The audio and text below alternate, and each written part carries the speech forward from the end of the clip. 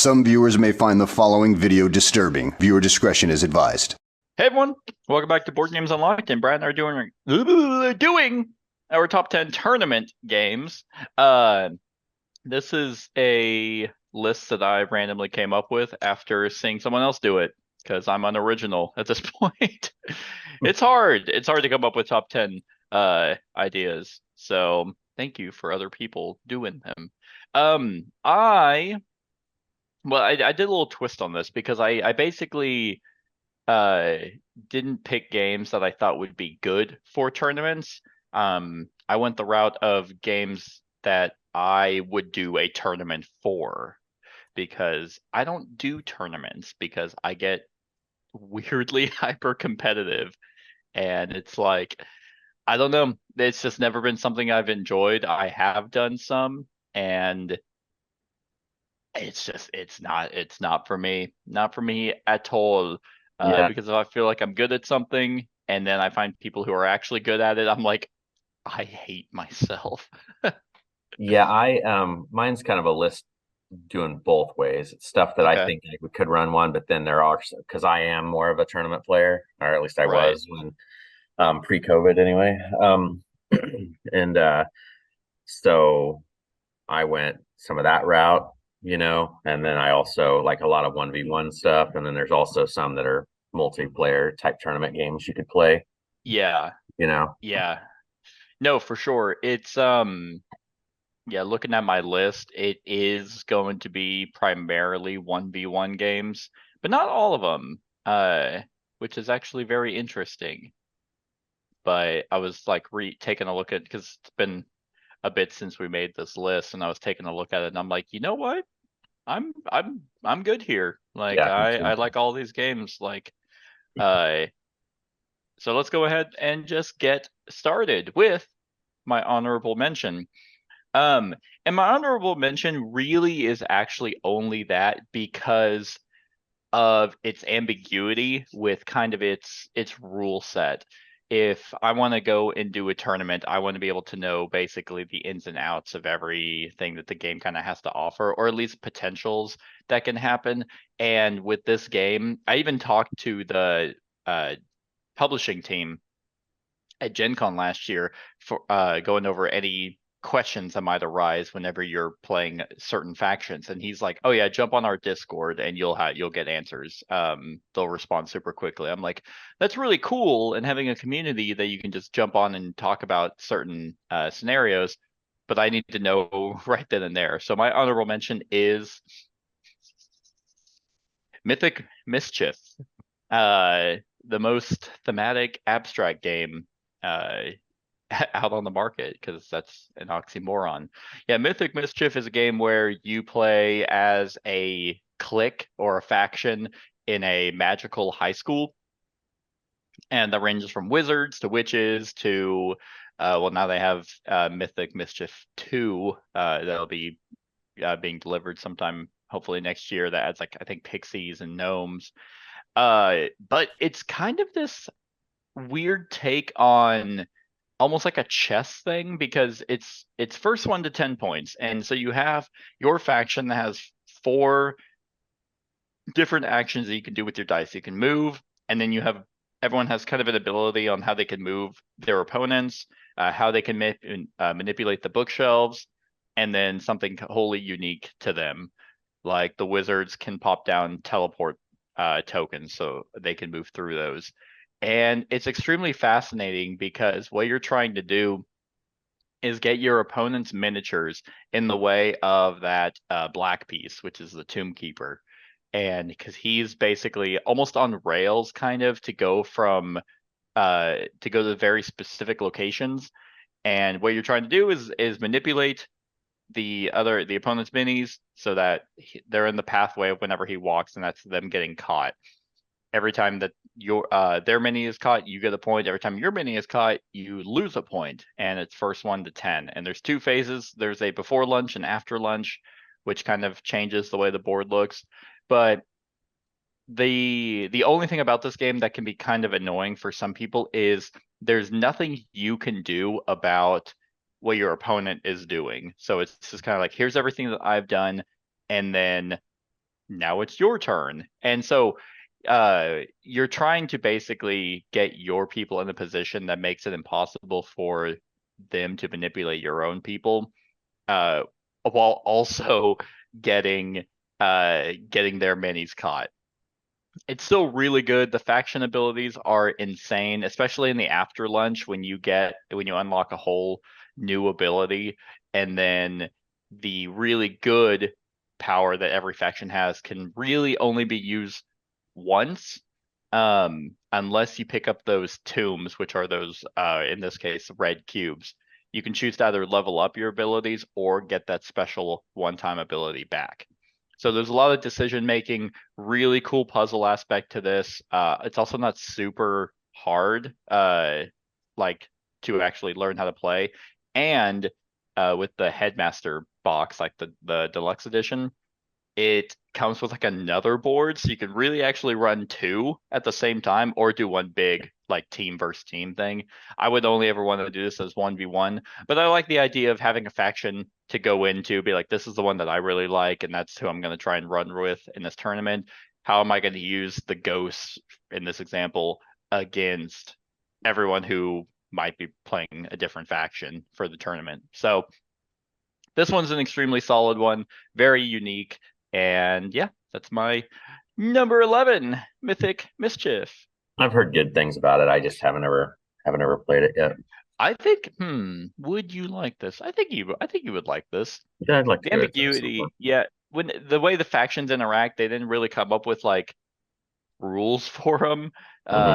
So it's like that can be kind of annoying when you're trying to figure out how the two factions interact with one another, but apparently they have a Discord. You can just go and ask and then they'll tell you.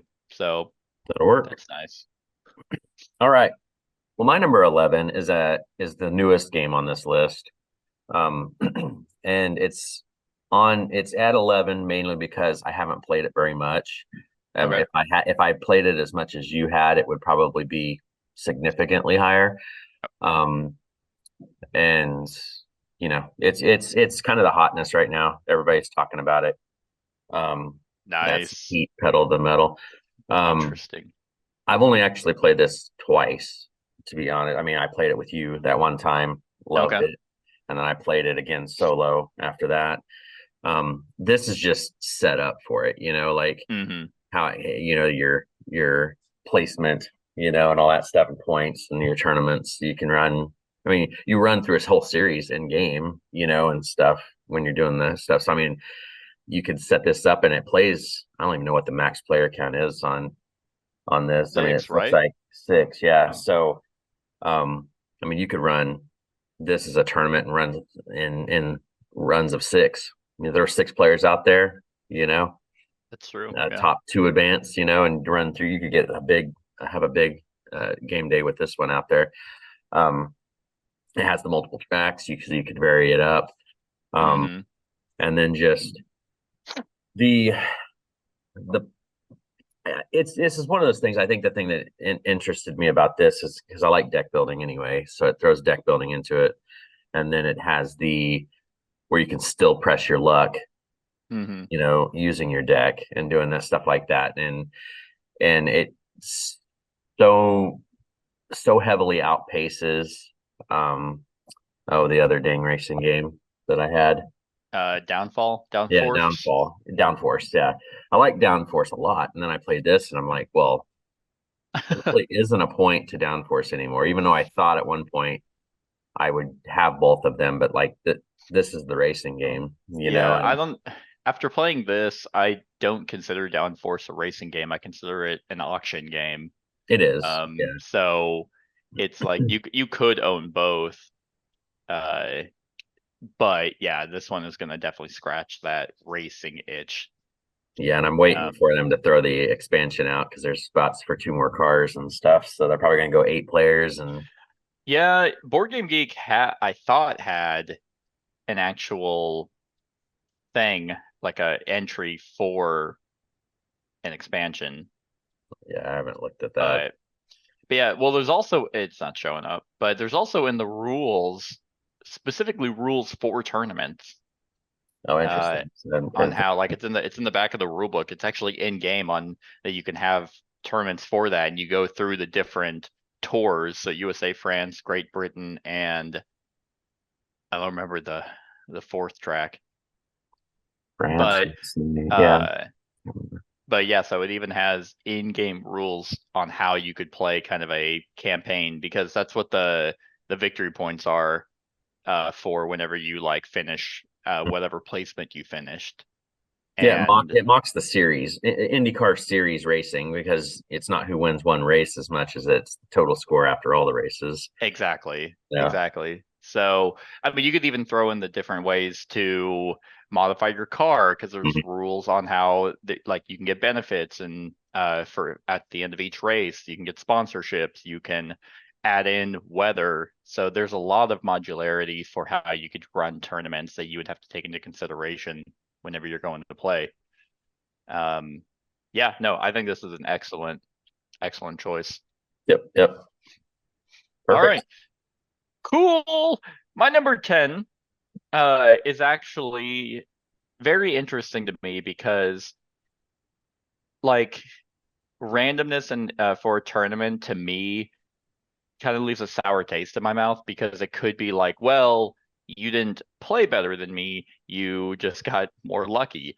Right. But I actually kind of eliminated that from the equation, just because you're unless I want to go play chess, I'm not going to find any game that doesn't have randomness in it, Yeah, anything, except even for Magic is random. I mean, any ex kind of card game is like that, you know. exactly, and that's exactly what this is. But I really like this one, which is really funny because it has a system in it that I completely dislike in another game, uh, but for some reason it works in this one. So my number 10 is Radlands, Yes. which, side note, needs to get some expansions. Like, this game is fantastic. I don't know why they haven't supported it at all.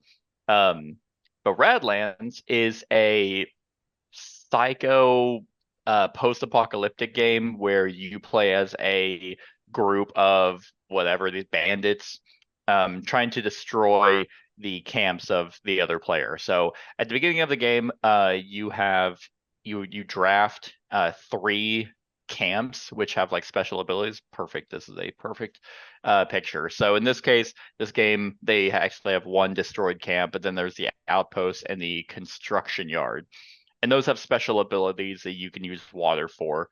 But the entire point of the game is for you to destroy all three of those locations, and that's how you win.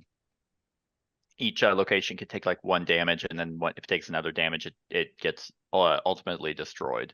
So the system that this game has is basically a shared deck. Uh, so that deck that's in the middle is what both players are drawing from. And normally that would be extremely annoying, because if you're looking for a specific card that would be really good for your kind of like setup, your opponent might draw it as well. But something about this game just works with that. And I think the reason is because the cards are multi-use. Like, every card has kind of a discard ability. Um, like I can't really read, but that card in the middle above the outpost has a card icon at the top left. So if you just discard it for that icon effect, you're foregoing the actual action. So that, I think, just kind of makes it a little bit better. And because the cards are just so random and like wildly different from one another, yeah, there are going to be cards that are really good for your setup, but you're not going to be like, the only way I can win this is if I get this one card. It just doesn't ever have that type of need, at least for me. But I really like this as a tournament, just because if you're able to, you can either do it in a couple ways. You could, have your setup already, like the three locations that you want, or you could do what, I mean, I would most likely expect to be done, and just have it drafted. And so the draft that comes your way is something that you would have to take into consideration on what you're handing to your opponent. Keep in mind, like, okay, this is the one I took, but there's two in here, that work really well together. do I try and just make sure that my opponent doesn't get both? Or do I try to get both? Or do I split the cost and keep one so that they don't go together? That is huge. Like your locations that you pick are huge because they can really end up being super powerful. And you also have to think like, which one do I go after? Like that one is healing all of his cards, but that one is dealing me a bunch of damage. And I like that decision making. Like it's kind of like the lane aspect where you attack in those lanes from from the different columns. You have cards that are in front of other cards. They're using those as protection. There's so many different ways that you could play this game. Like there's even a build where you can just drop just scrubs. Like at the top of those decks where it's like the pink, those are just like 1 hit point characters, and there are cards that allow you to just pop those down. In fact, the card in the middle with the water token on it, you can spend a water token just to pop a nobody down, but they block for you. So there's ways you can just constantly have just cannon fodder just to keep your engine alive. So this game is weirdly small. Like the box is actually very tiny, and there's so much game to it. It has so much depth, more than you would actually expect from a game of that size. And it's all self-contained. So go ahead. I was going to say, I was looking while you were talking about it, and on the forums for this game, it said the creator of the game has all but said there isn't any room in the design space for expansions. He doesn't want to lose the delicate balance that the game currently has. There you go. And he said if there's anything that they would possibly add, it'd be adding more camps. But other than that, camps, that's what they're called. Okay. Yeah. That's funny because that's what I was just talking about, kind of like how like with how self-contained the game actually is. Like it just feels it does feel complete, but because I like it so much, I just want more. More camps would just be cool, because those are, I feel like the camps are really the meat of the game, and everything else just kind of supports that. But I mean, that is good design space, or like to be like, I don't want to just fluff it out because then it just becomes unbalanced. So let me guess. The game that has this thing that you hate is Memoir 44. Yep. Yeah. Yeah. For some reason, Memoir 44 just makes me mad with that shared deck. But it's also been a very long time since I've played Memoir 44. And it's also, it has dice. It's that skirmish game where it's like, I hope I succeed. Right. And dice determine if that's true or not. This doesn't have that. Right. All right. Good choice. This is another one I'd like to try sometime, with it being 1v1 and everything, because I like the theme, the post-apocalyptic theme and stuff like that. Oh, hold on. I got to go get a package. I'll be right back. Okay.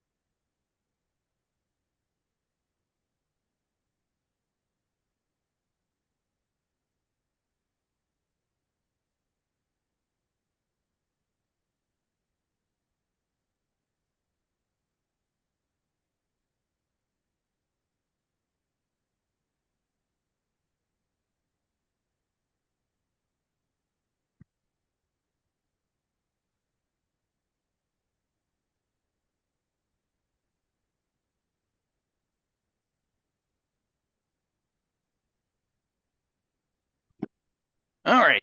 Sorry about that. I didn't know I had to sign for that package. I thought it would have just been dropped off. All right. So I guess let me go ahead and jump to the next one.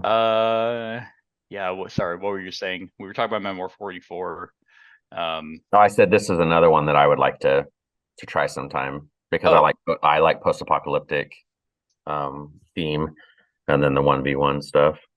I think it'd be interesting. Gotcha. Yeah, so um yeah, sorry, totally like completely disjointed in my train of thought. So I'll try and just do a good because I'll have to edit that out, of course. Um yeah, anyway, yeah, that's my number 10, Radlands, and I really feel like this is one of those games that I would just get destroyed at because maybe there is a system to the shared deck and being able to see through it for specific camp Right. builds, but I certainly don't know it. But I can definitely show this to you because I do think you would like it.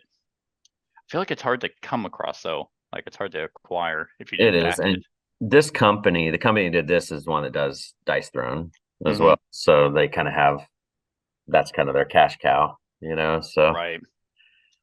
all right. So my number 10 is a game that we've both played. And you weren't super fond of it. I had all the old original stuff and then a remastered version came out. And I think it would be fun to play in a 1v1 tournament strictly. I mean, you could do groups, but 1v1 would be the best way to do this, I think, if you choose your army and you go to battle. And that is Ah, Hoplomachus Remastered. okay. Um, I mean, if you've listened to many of these videos, I'm kind of a chip theory fanboy. So, You're a little fanboy. so, so this is a game I've always enjoyed, even back in its early iterations and stuff. Um, Great quality and everything. But what this one did awesome was it honed down, kind of made streamlined it more chip wise, and then also put uh, new art because it was just clip art stuff on the original chips back in the day, and they've actually went through and actually put full art on the chips. It's really nice. If you have Victorum, Hoplomachus Victorum, any of those armies in that also work in this. They're cross compatible. Um, but pretty much you're just choosing a an army, a group, a faction, I guess, and you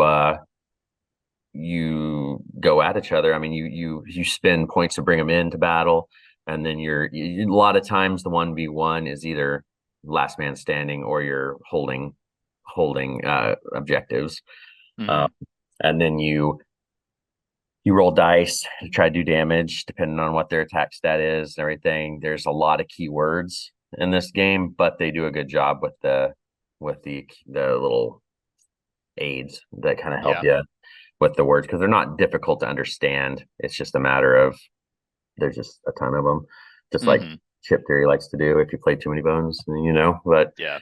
um, and this is just one of those I think would be kind of a fun one. The matches wouldn't last that long. So, you know, a 1v1 army versus army. I mean, especially if you have aggressive people and somebody's not sitting back turtling, you know, it would be Right. um, it'd be Although it able depends to. on the strategy. Like you could do a turtle strategy if it's King of the Hill. It is, yeah. If it was objective based, then you would want to be aggressive, stuff like that. Hmm. But you know, I mean, this is one of those. It's the first of my 1v1 games on this list that I don't think I would enjoy this with more than that. I mean, I think it'd be No. too chaotic and too wild, you Same know. with funny enough, another chip theory game, Cloudspire, Right. can be played multiplayer, but I don't know anyone who has done that. Hmm. Uh, yeah, I mean, I'm basically right there with you on this. I think the building your army out would be good. Trying to use whatever strategy and build that you've done to combat your opponent. Determining, okay, is this going to be a last man standing or is it going to be a King of the Hill? That's all good. When to bring out certain um characters is also like I this game does have a lot for it that I think would do well in a tournament. It's those dice. Those dice completely shut that out because it's like you didn't it's like, oh, I missed. I guess that's that. And that would just make me so fucking mad the entire like because it's like I'm already annoyed in a casual setting whenever I'm rolling dice in a tournament where it's just like because obviously tournaments usually have a first place prize. God, it would just be like, who, like, you didn't build better than me, fucker. Yeah, well, and I think that's what brings the randomness into this, because there's not the deck building. So instead of having the random cards, they're putting their randomness on dice, for better or worse. Yeah, You no, know? I mean that is true. I will say, because we'll obviously talk about it way later when cards come into play, but cards I can kind of somewhat justify in that maybe I built my deck poorly to where it's like Yeah. there's too much of one thing or too little of one thing that I hose myself. Dice are just dice. And I don't really remember if there's actually any way to mitigate it in Hoplomachus. I don't Not think so. not particularly. I Yeah, mean, it's pretty well straightforward. Like I said, the yeah, games don't take that long. If you have two people that know how they're how to play, I mean, you're going to get through a skirmish, and you can get through a skirmish in 30, 40 minutes, and yeah. be done That's with it. true. That's true. I mean, if it's tournament though and you lost, then you're out. So you It's played true. played 30 minutes, Been unless been it's there, done double that. elim. Yeah, drive 4 hours for tournament, lose in the first 20 minutes. That's why you got to get good. That's true. All right. My number 9.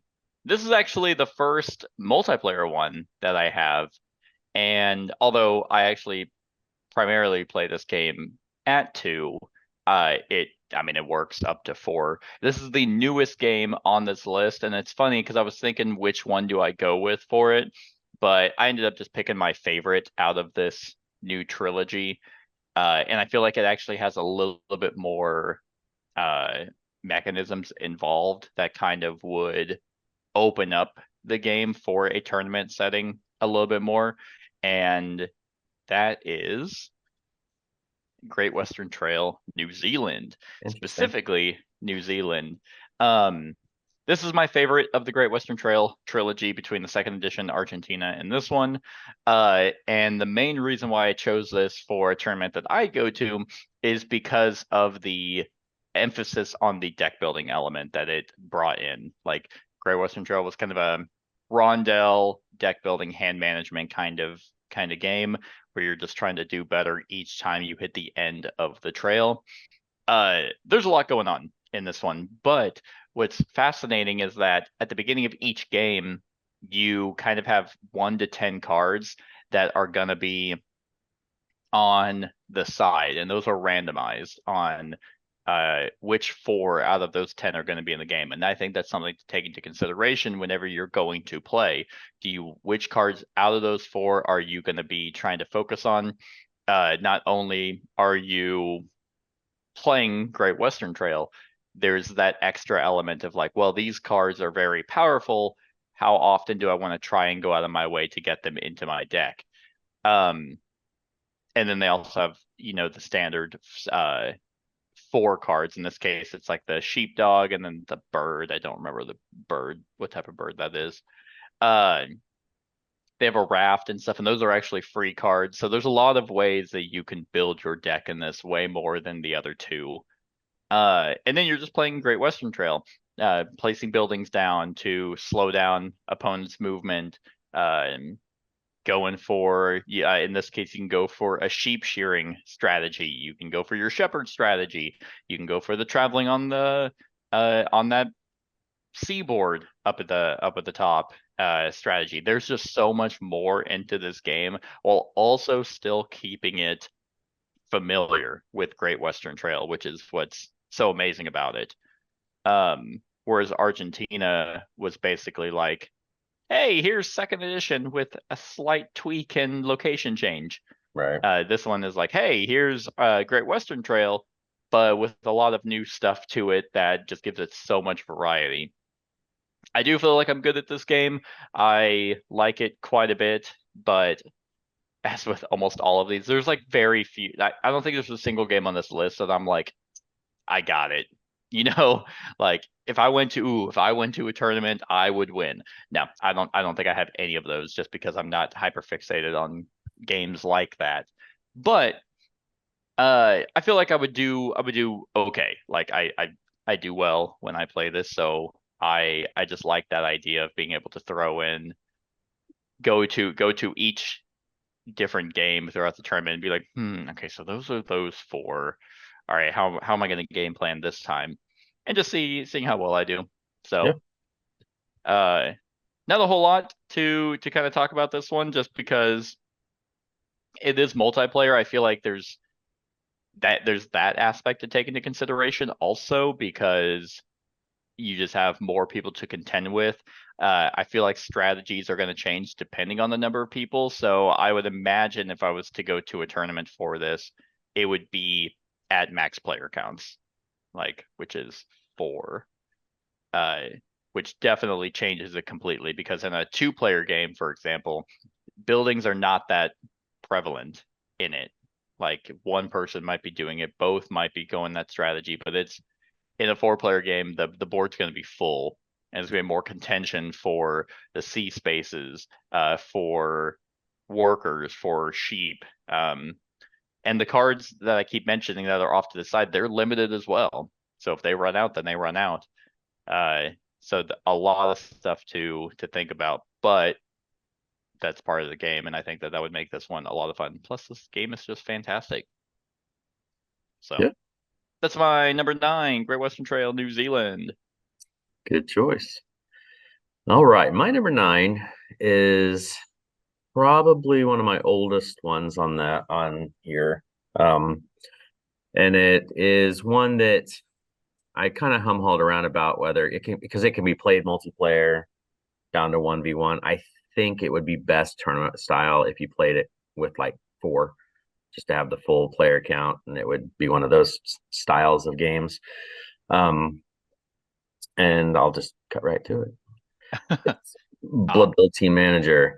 This one would be, it's fun when you play with the full complement anyway. When you play with 4, 2 is fine. It just loses a little bit of its luster, because the fun part of this game is just the raucous, craziness of it. And when you have more when you play 2 players and you're laying down your players onto the highlights, there's not as much, you don't get blocked out too awfully bad. But if you're playing with multiplayer, I mean, you have all battles going on all over the place, and it's really crazy and stuff how it goes. Yeah.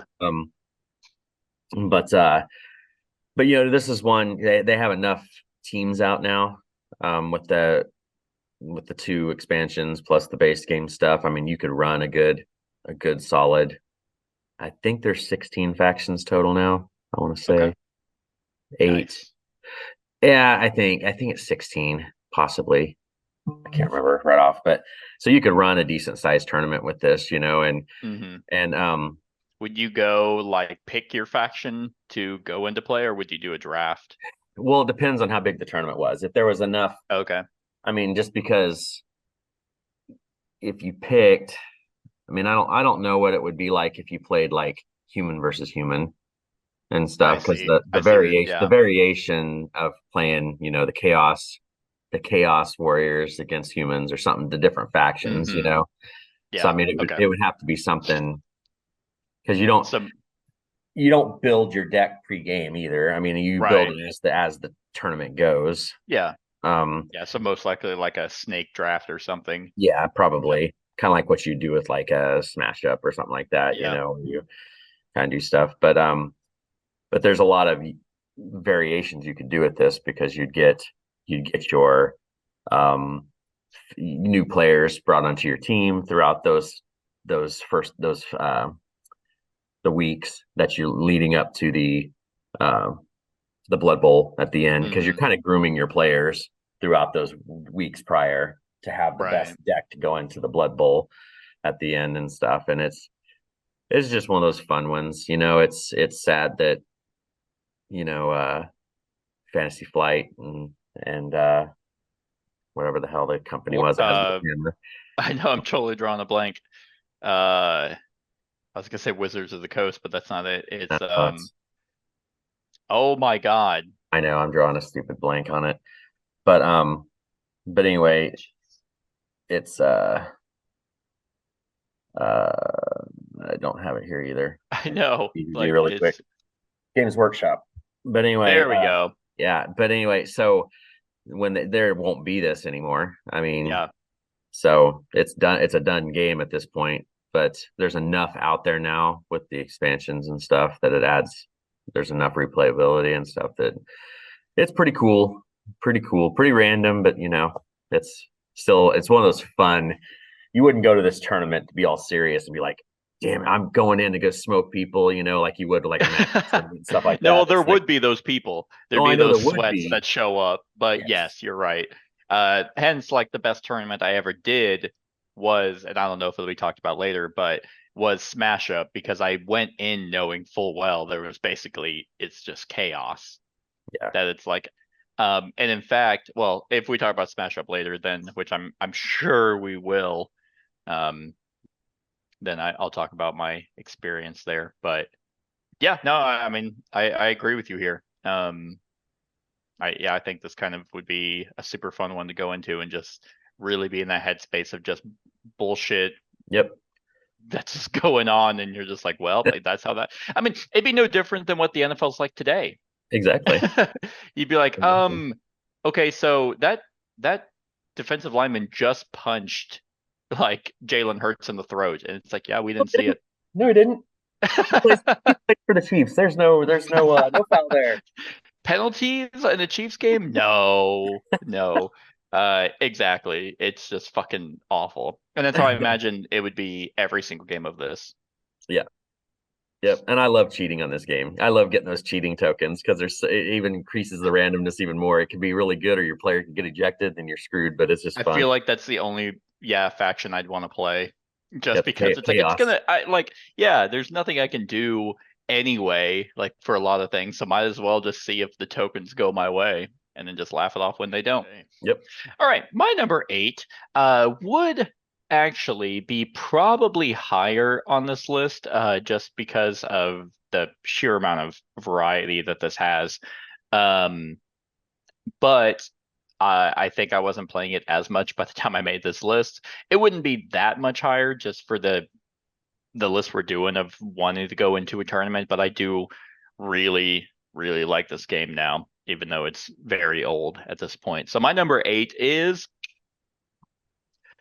come on, give it to me. Give it to me. Fucking, there we go. Dominion. Hey, Dominion, second edition, specifically, because first edition is basically trash.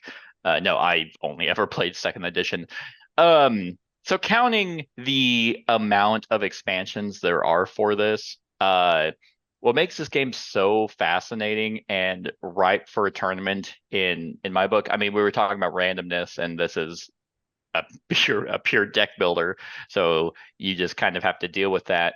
It's I love the idea of, I don't know how they would do it in a tournament, but I love the idea of going into a game and just looking at the market and being like, okay, this is what I'm going to try and do. Just seeing all the options that are out there and uh, devising a strategy based off of that. And I mean, just because you could go in, okay, just I'm dying, pure Dominion second edition, or you can throw in a bunch of expansions and then just probably have a randomizer put them out there, because I I can't really think of a way to determine what the market's going to be. And it it doesn't really matter to me, because it should be up to the players to go out, see what's all there, and devise a strategy based off that. Like what I do anytime I play this game. I know there are people who would most likely just destroy me in this. They're like, yeah, turn 2, I'm already buying provinces. It's like, what?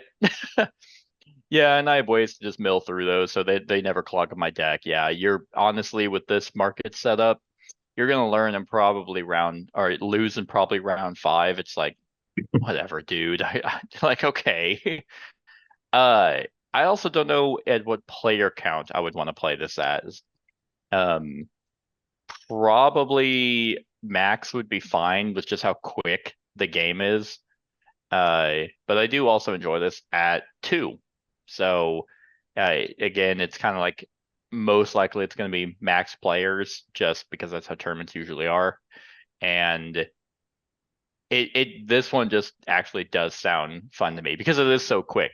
Like in a multiplayer game, I also feel less stressed. Like if it's 1v1, then it's like if I'm not doing well, then I'm like, okay, so there's something wrong with me. This person is smarter than me, they're better than me, I'm inferior. But if it was a 4-player game, it would just be it would be like, oh, well, there's 3 people here, different strategies. Some of them are going for attack cards, I didn't have any defense, that kind of element that makes it just less stressful in my mind. So it's interesting with this one, and I don't know how. That's basically the reason why it's on the list, is just which expansions to add, or do you just have them all available and then just do a randomizer that seeds the market for you to decide? That's how I'd enjoy it anyway. You could have between rounds, you could have like the game organizers go around and have the board pre-set up. Be Yeah. like, okay, the matchup between Seth and so will be playing at table 1, and it's already set up with, so you don't have time to prep for it. It's just all ready to. It's all ready to go. Yeah, that's how I'd imagine it is. You get to the table and then it's like it's already there, and it's like, oh, okay, what do I have to work with?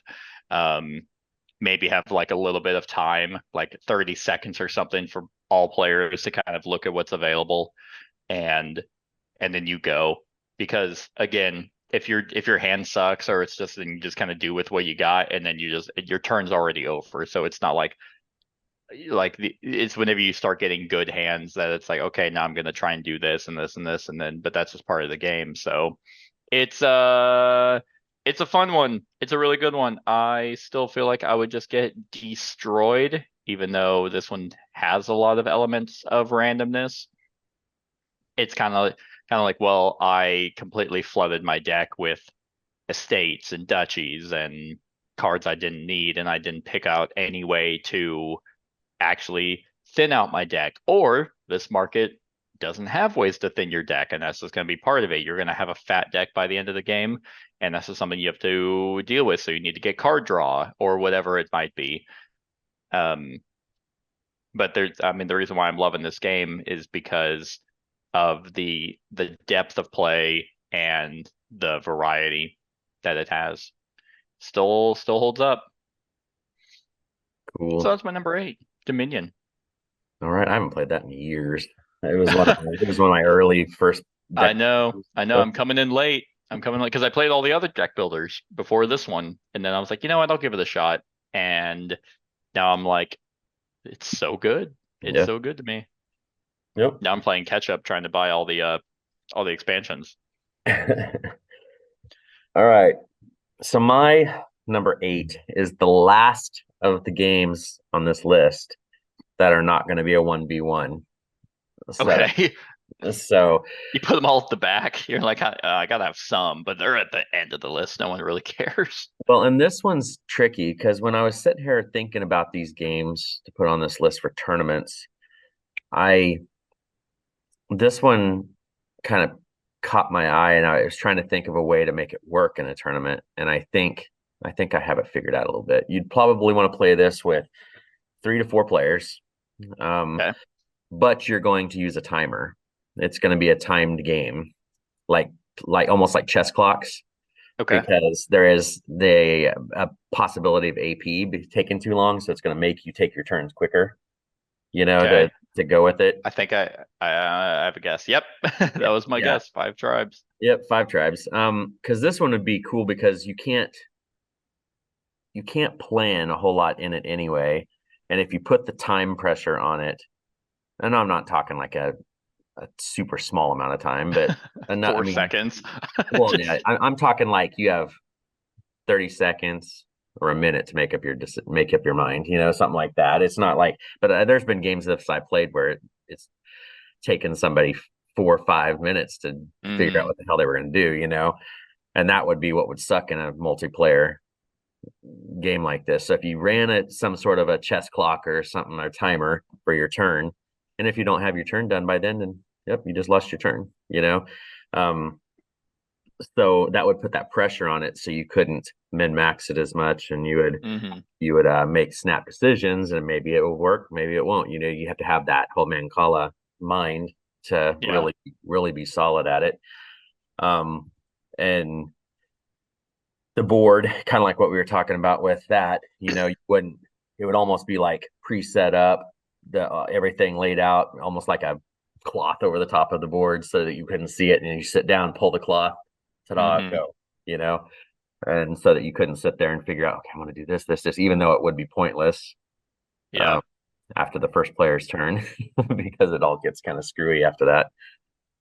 Yeah. I mean, I But usually play this with like the main thing that I want to do, and then the contingency um mhm, if that gets messed up. So it's like it's not like completely uh devoid of pre-planning, but yeah, there it's very easy to be like, okay, I need to go this specific route with these meeples, and they took one meeple away from that, so never mind, that changes. right. And just having it where it has that small little auction at the beginning for turn order, and Hmm. you're wagering your victory points, so it puts that whole skill into it, even though it is Yeah. random as far as not really random per se, but you really can't plan, so having Hmm. that time crunch to be able to like quickly try to math it out and stuff really fast would be kind of intriguing, I would think. And it would make the game go by a lot quicker, Yeah, because that's true. it's not a long game. It's just all the sitting there trying to figure out what the hell you're doing is what makes it Yeah. forever. Yeah, because you're gonna have people in this who are gonna they're gonna want to min-max everything, and try and figure out the best optimal strategy, which you want in a tournament. But for this particular game, this is kind of, yeah, I agree. I think a timer is the best workaround to be like, you have time to think, but you're not gonna be able to sit there and basically tally up every single point for every single move you can do. It's like, dude, just come on. Like, you don't even want to deal with that in other games like that had like I wouldn't want to. I'd rather have a time limit in Great Western Trail because I don't want people to sit there and fucking add up all their points. Well, because just think, if you gave, let's say, if you say 1 minute a player, that's a round done in 4 minutes. Exactly. Yeah, I that's mean, true. you would really be flying on it, Hmm. and stuff. So it'd be intriguing, I think. Yeah. Yeah. I don't even think I considered this. But yeah, I mean, I don't see any issues with that. Especially like like this game is chaotic anyway, so like you just kind of go with your gut. At least that's how I play. So I yeah, I do a tournament game for this. I did lie. There is one more game that we'd play multiplayer on my list. I overlooked it, Oh, so okay. I I have a lied. few. I I lied. have a few still left. Um, okay. Oh, good choice. I haven't played this game in a long time. I love it. I don't know why. I have every expansion for it too. Yeah, Like I just have not I just haven't set it up. I don't know why. It is still good though. it takes a while to set up. That's one of That's the true. things. Yeah. All right. My number 7 is our first crossover. Awesome. Um, The only one that I've said that you've liked is Heat. yep. Okay. Yep. So my number 7 is Heat Pedal to the Metal. It is, like you said, ripe for a tournament. I mean, like I mentioned when you talked about it, was it legitimately has like tournament rules in the game, and I mean, you could do it in a variety of ways. I mean, if you did 4 players, you could do it, which would be kind of neat. It'd be a small tournament, but you could do it where the winners of like, so if you do 4 players max, um, you could do it where it's like everyone's playing on the same board. Like, so let's just say, so that'd be a 16-player tournament. The winners of each of those go to, no, it'd have to be more, right? Because I was trying to make it to where like the winners go to the different maps. Um, so it's like you do, I guess, like a preliminary. to get into the tournament. Like if you want to be like kind of thematic where it's like, hey, like I'm the best racer of this race, and now we're gonna go to France and race there. But I mean, adding in the different ways, the garage module where you just can completely build out your car is another element that you can throw in that is thematic to it, where it's like, this is the car I brought to a race. Having to deal with weather tokens and then just the actual element of the push your luck system and the deck building, the slight, deck building. It's not like huge or anything. And then maybe adding in the sponsors. So like if each race you potentially are trying to do something that allows you to get sponsored, which gives you an edge in the next race. And then, yeah, at the end of the day, it comes down to points. So I think this game is fantastic. And like, and the reason why is because like if this game was just one lap, like when I showed this to you, we just did the one lap. Right. It's the luck aspect skyrockets. But when you actually do the recommended number of laps on each map, it does tone down that luck and become way more about kind of like skill and decision making. Because one luck, yeah, if you get bottlenecked in a turn, it's like, well, I lost. But if you get bottlenecked in a turn, then it's like, oh, I still have a lap or two left. I can easily catch up, and that's like, and I've seen that happen many times I've played this. This is probably one of my most played games of late, just because it's just so easy to show. And if you're sitting there and you're like, well, like whenever bad things happen, it's usually through a byproduct of your own decisions. It's like, oh, I never cooled down. I kept throttled at fourth gear the whole time, forcing myself to play 4 cards, and I kept slamming into the wall. And I'm sure there are people who would like actually try and strategically play to where they're drifting around others. Yeah, this one's amazing. I need them to make an expansion, but I also don't want them to make an expansion because I don't want to be part of the group that finds it impossible to get one, because like no one could fucking get this game. People still can't get this game. I was so ticked off. Remember, I bought this game off of a guy for his MSRP plus shipping. So I ended up spending $85 on it, right? Yeah. And I was like, oh, that's a good deal. You can see when it's going. 4 days after I bought it off of him and got it, then it showed up at Miniature Market and stuff for like $40. Oh my God. No. You should have bought it for 40 and then sold your other copy but I would really hope that Days of Wonder would do pre-orders for the expansion after seeing how badly like they shit the bed for this release. And they just need to do tracks. I mean, they don't even really need to add that much. Just add more tracks. Oh yeah, 100%. Yeah. Like if I had to guess, it would be a thin box, like the size, like the width of the Heat box, but like thin, like the height. Just to add 2 new maps, or 4 if you're, because they're double-sided, 4 new maps and 2 cars. Yeah, it's true. 2 cars. I wouldn't think about the cars because like Downforce, when they did their map packs, they didn't even put them in a box. They were just like shrink wrapped. Yeah. Just the boards. Yeah. I would imagine they would probably want to do, more maps, maybe more garage stuff like modules. But this is like, I think the reason why this game is doing so well is it feels like a Kickstarter game without it being a Kickstarter game. Yeah, I can see that. And there's one that was on Kickstarter that I almost backed, but I ended up not, because I played the demo of it at Gen Con. Joyride. Yeah. I was looking at that and it looked fun, but I was like, Heat just does this with less chaos. Nope. So I don't need 2 actual racing games. This one just fucking knocks it out of the park. But yeah, as a tournament, I think this just I would be able to get into the headspace of this one too. I wouldn't have to try and think. I'd think strategically, but man, it would just be so much fun. And you could what would be really fun about this one is if they, how like they have tournaments for like Smash Bros and all that, actually have announcers talking, so whenever it's like, oh my God, and the yellow comes around the corner, it's like, geez, dude. Have you played a full 6-player game of this? Only solo.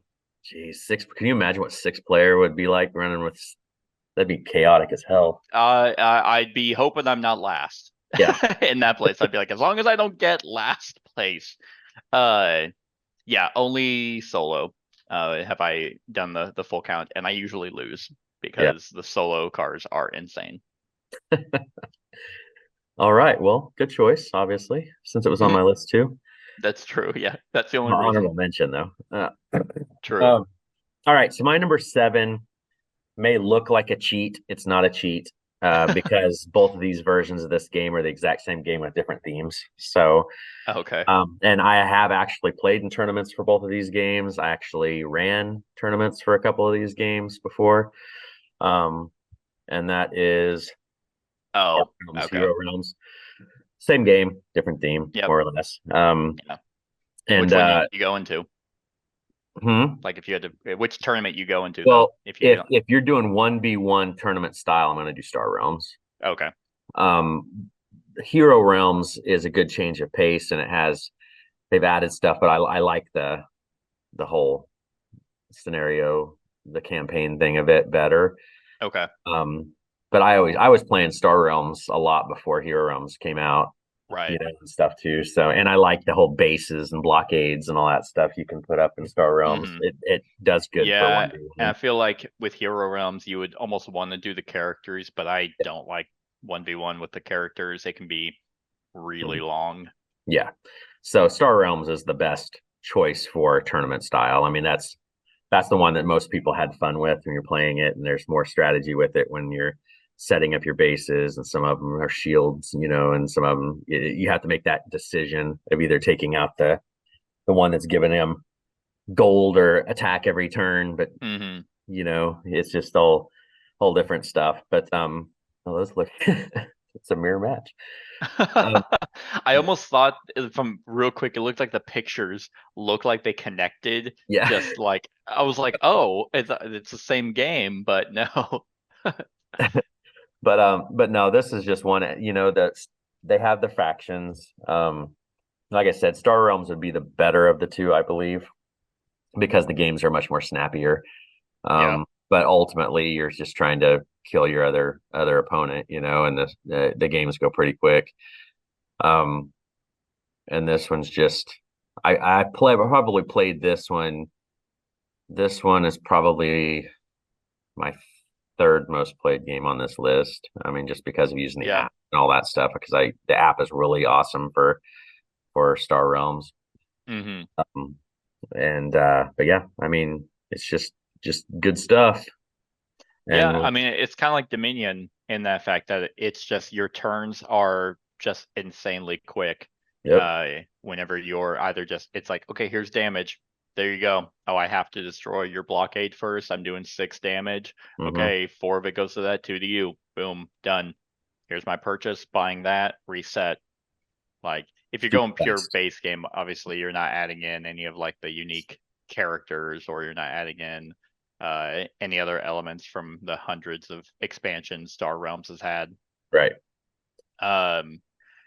Yeah, I completely agree with you. I mean, yeah, you could just do Hero Realms with the base to base, but I do feel like they've leaned more Hero Realms into the story Yeah. stuff with the character packs.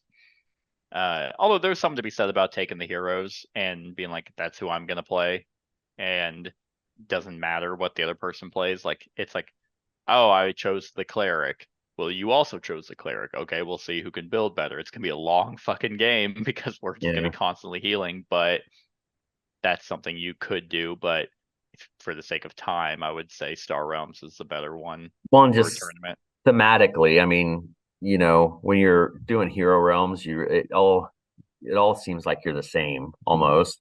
And Hmm. when you do this, I mean, I know you start out that way, but you can really lean into, you can be the green and Yeah. go crazy stuff. I mean, there's way. I mean, and you can do that in Heroes too. I'm not saying you don't. It feels like you're more of those factions when you start really making your deck lean towards Right. those. Yeah. Which is I don't. cool because with Yeah. Star Realms, I like the fact that factions do have their niche. Hmm. Um, And that's something to take into consideration whenever you're playing, because it's 1v1. It's like, okay, I know they went really big on red, so I need to maybe try and counteract that with a bunch of defense or a bunch of healing. So, but you're also at the whim of whatever is coming out of that deck. I'm But the yeah, I asshole agree. player that gets all the yellows and makes you discard cards and Yeah, so you're not playing. Yeah, it's blue control like in Magic, and you're just like, you sit down and you're like, okay, I'm gonna set up with my red goblin deck. Oh, you're playing blue, and you just scoop. You're like, okay, well, Judge, I lost. Yeah. But I also like that about this, because that's as the game goes. Like, it's not like they show up and they're like, I'm playing a mill deck, and you're like, fuck you. I'm playing with a gun. Yeah. So you can see them going for that strategy, and you can either do where it's like, okay, you're going to make me discard, but I'm going to be able to draw out of it, or I'm going to take those from you. I'm going to, because there's just a ton of options that you're allowed to counter your opponent as the game is going, versus being like, I don't have a counter for that deck. Right. Yeah, that's a good one. It is not on my list though. Uh, I tried to go. I for this tournament list, I did consciously kind of pick games a little out of the wheelhouse, because it's games that aren't talked about on top tens a whole lot. Right. Usually, the only time we talk about certain games is during our top 100. So it's like, you know what, this would be a good one. But yeah, I agree with you here. All right, my That's number it. 6.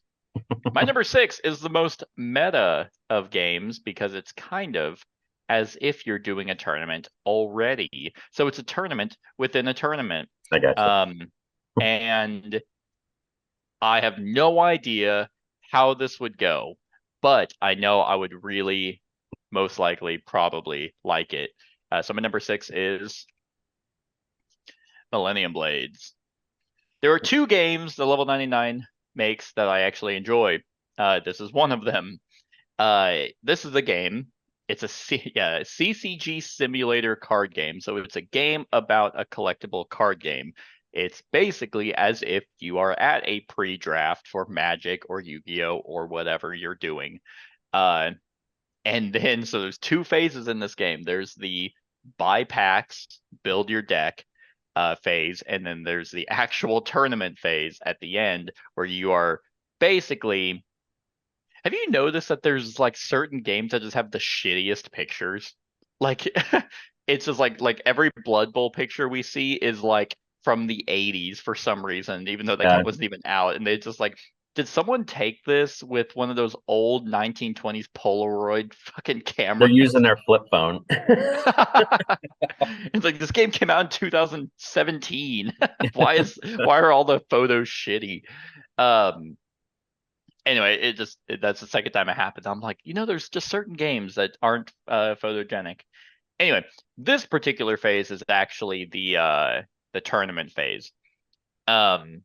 But the point of the game is you're trying to actually get the most ranking points, I think is what they were called. Like, you don't actually attack each other in the traditional sense. There's no hit points or life points or whatever. But the beginning phase is real time, and that stack of decks and those cards that are face down that's for the market phase. So the first phase is, you're actually just spending money to buy packs, which are essentially just one card, and each pack shows you what is likely to be in that. So you have icons on the back of the card that show you, okay, this is going to primarily be a beast card. I'm just making shit up, but for a beast card, you buy that, you draw it, and then you compare it to what you actually already have, and then you just start trying to build a deck of 10 cards. I think it's 10 or 6. You play 6 cards in the tournament, but I think you try and build a really solid hand of 10. Funny enough, it's a hand management game if you think about it. But you're also looking for various elements like a deck case and card sleeves, or accessory that you're bringing in that have special abilities. I could have looked at the symbols. That would have told me what some of those icons are. Animal. So if you want to go an animal route and build that deck, you can. And then after you're done, whether you run out of money or you're like, this feels good, I'm gonna stop here and save my money. Once everyone does that, you go to the next phase and you flip your board over, and now it's the tournament. And then you play those cards in a line and trigger off those effects. That just sounds so much fun for this one. I also really love the idea of doing a meta tournament. It's like, wow, I'm playing a tournament in a tournament. This is one I would do at max players because it's just you're gonna see more cards go through. Whenever you're choosing to battle, it's not just you against the other person. It sounds like it should just be 1v1, but this game does way better with more people, 3 or 4.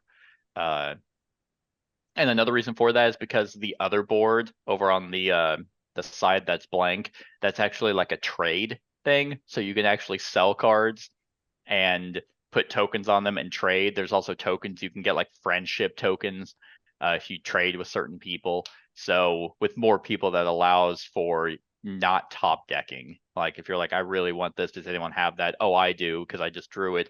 Okay, will you trade it to me?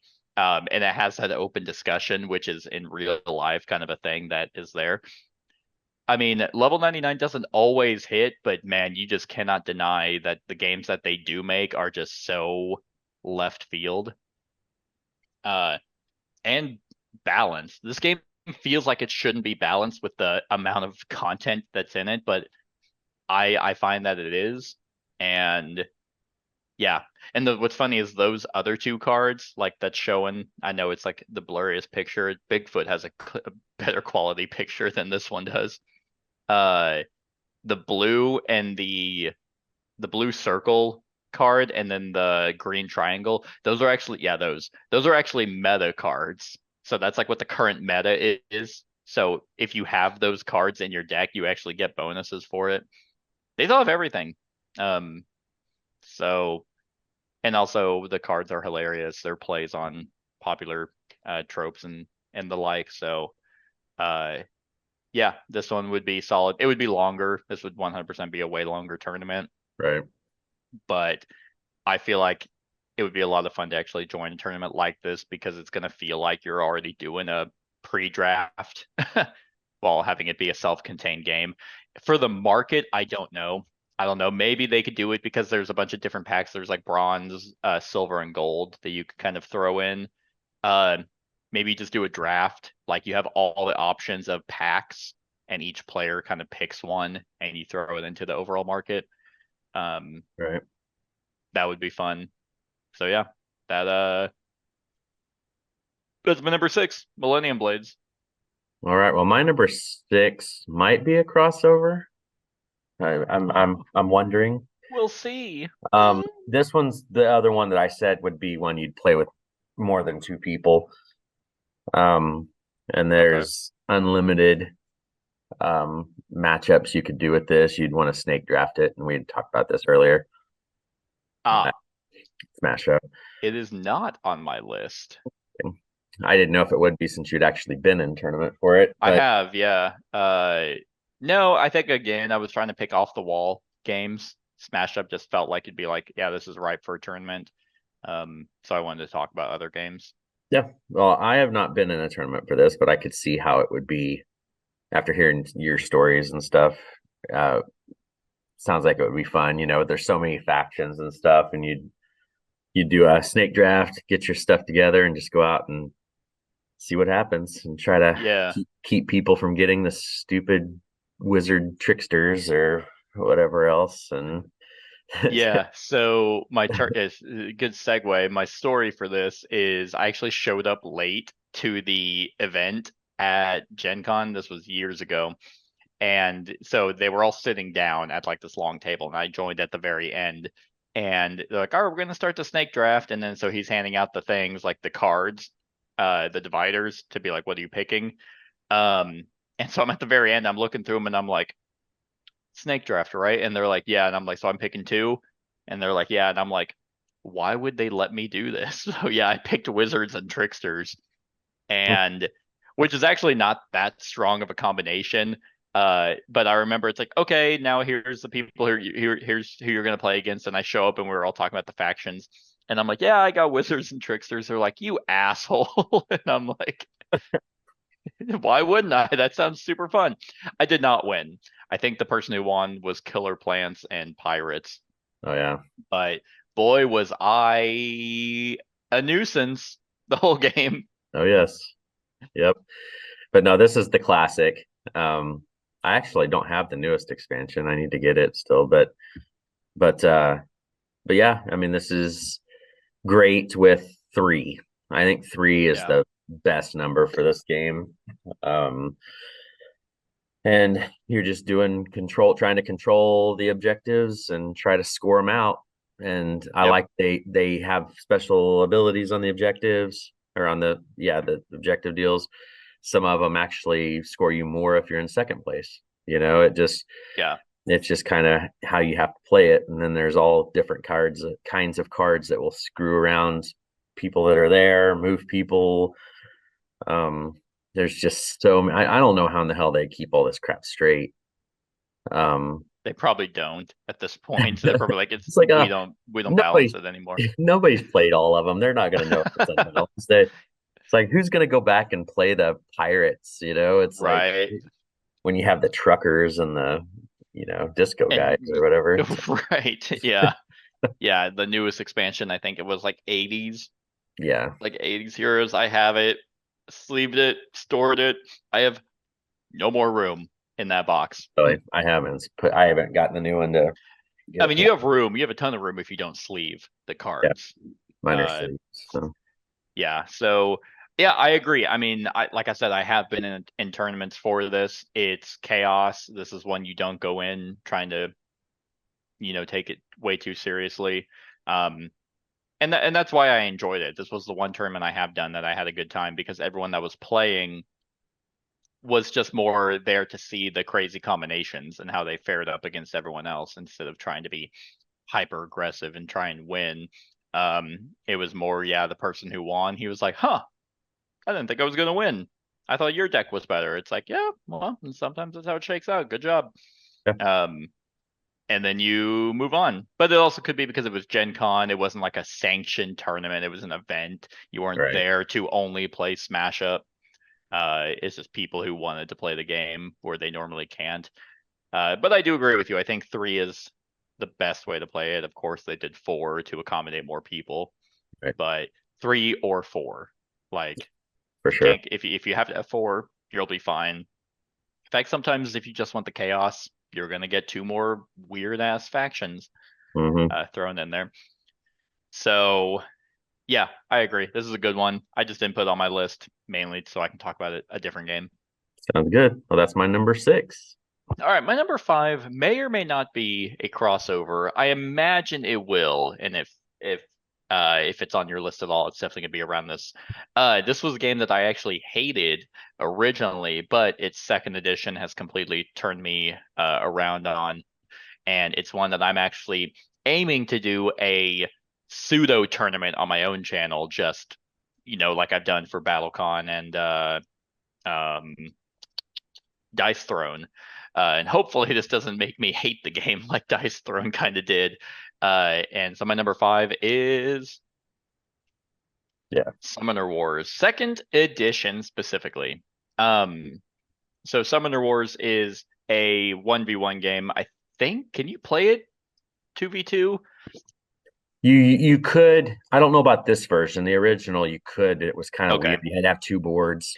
Yeah. Next to each other and stuff. Yeah. It's weird. So they've actually been pumping out a ton of content for this game, like almost monthly releases for factions. And the reason why I like this one as a tournament is because I remember them saying something about being able to do deck construction, but I don't know if that's actually implemented at all, or maybe it is. I just haven't looked at it. Because the way I play this game is just kind of true to what the deck brings. You want to play as the goblins or the ice queens or whatever their actual faction names are.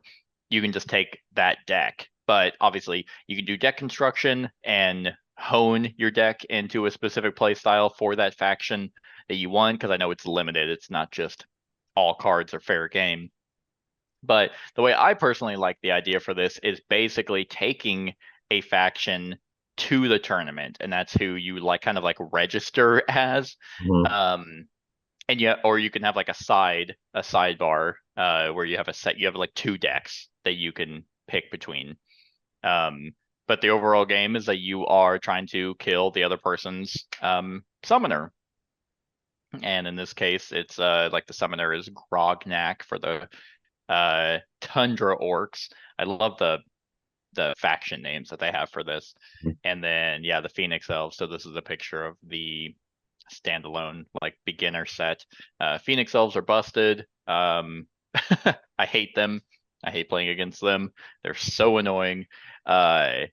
But I remember talking about this in like the discussion I did for this, and someone was like, "Hey, based off all the play testing that they got, I mean, I think Phoenix Elves still wins out more than not, but it was closer than what I thought it would be."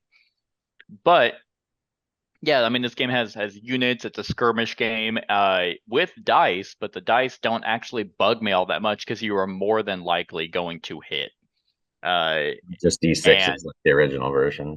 exactly, where I think it was like either 50-50 or it was not in your favor to hit, and It that was so depended. Some of annoying. them would hit on 4-up, some of them would hit on 3-up. It just depended. Exactly. So the custom dice are better. Yeah, if it's range, you're looking for arrow symbols, but you're basically kind of gonna hit, and you almost need to, because if you don't attack on your turn, your summoner actually takes a damage.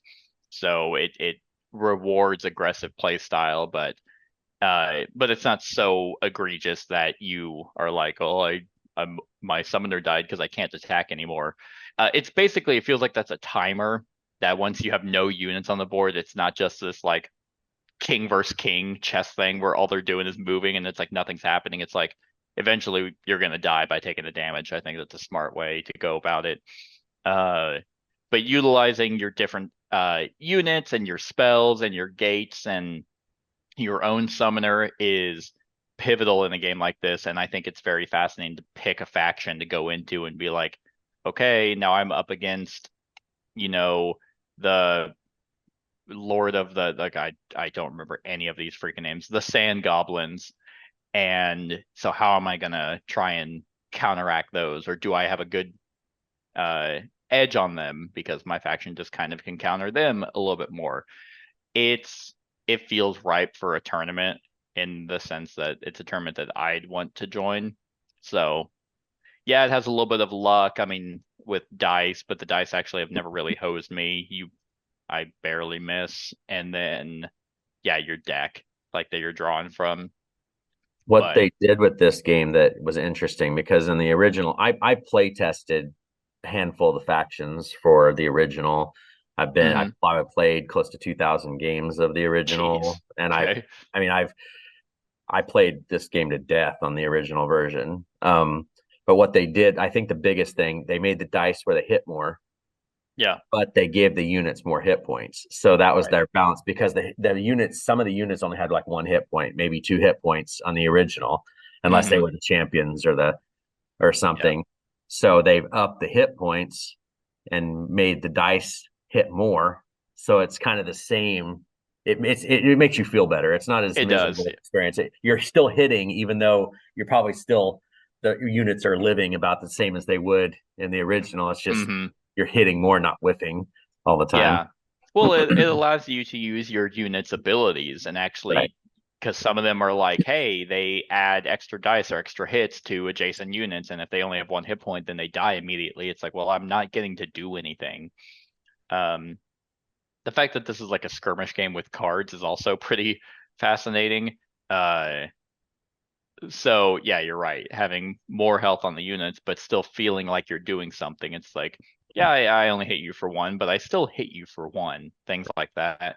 It it just feels like a really solid game to want to go into a tournament. So that's my number 5. Summoner Wars. Good choice. Good choice. All right. My number 5 is a game that is no longer a game.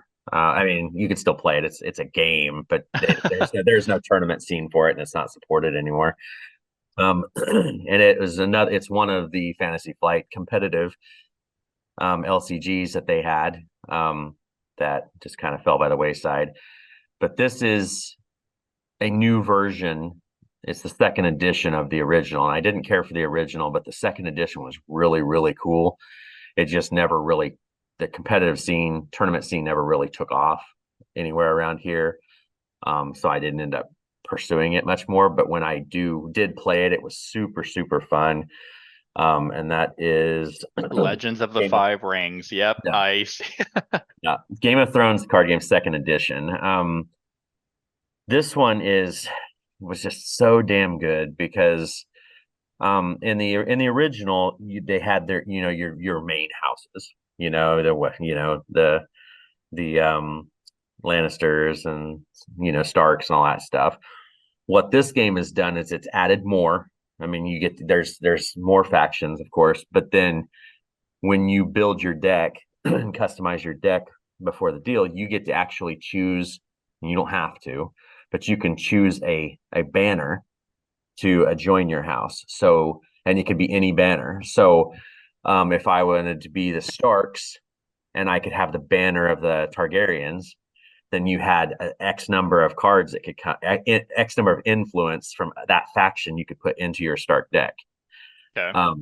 So instead of just putting in have it full of Stark cards, you could have that banner, and that changed it up because there was all kinds of different combinations you could do. Yeah. And how a game of this played is you're trying to be the first person to gain 15 power or 15 influence is kind of how you win. It's not necessarily you're not killing a main character or anything. It's you're gaining power. And there's a lot of intrigue and there's a lot of just interesting things with this. And you come to a tournament with this with two decks. You have your deck of your cards, and then there's the deck over here that are like the plot deck. Everybody's going to have their own, so you have to pick one of those at the beginning of each round, each full round, and they're hidden, and then you both reveal them at the same time. And some will make you get initiative more. You gain gold from it. It gives you there's different things. So you want to build that plot deck to try to, I mean, depending on how your deck is. But this doesn't look like these guys are using a banner. They're just going straight Lannister. But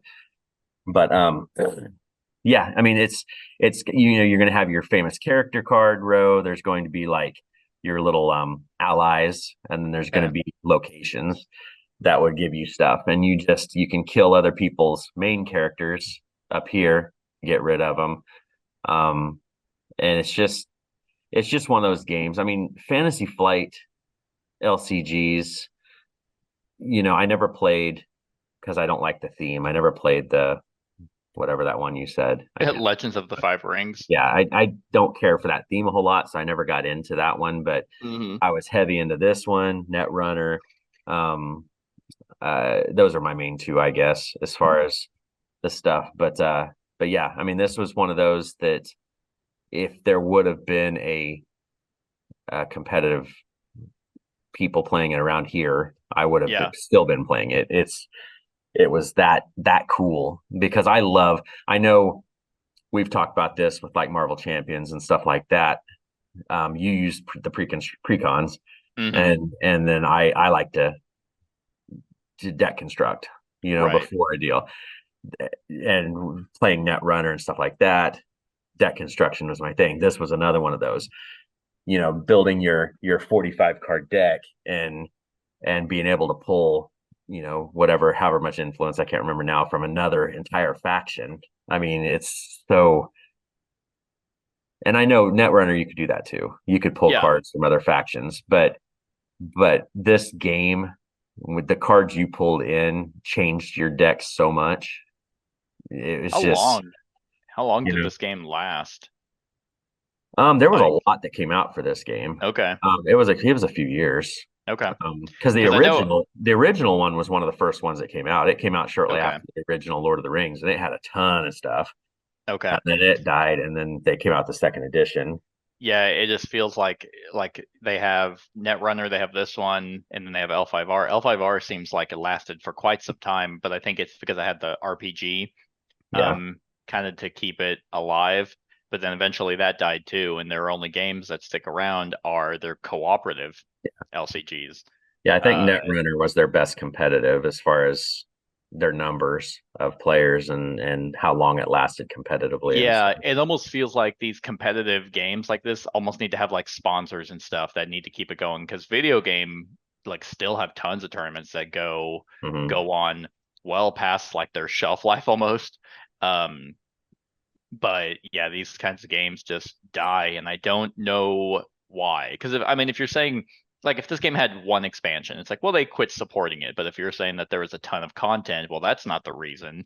I guess just no one was doing sanctioned tournaments. I like I said, I don't go to tournaments, so I don't know how they're organized or how they're ran. It could just be completely fan made.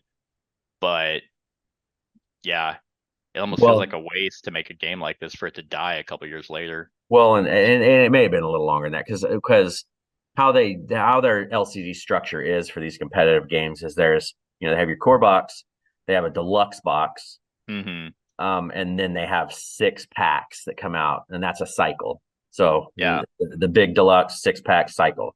So there, and this I think this game went through 4 or 5 cycles. So Okay. maybe it was longer, just a couple of years. I mean, because there was a lot of shit to this game, Yeah. and but yeah, I mean it's this was a It super died. super fun one.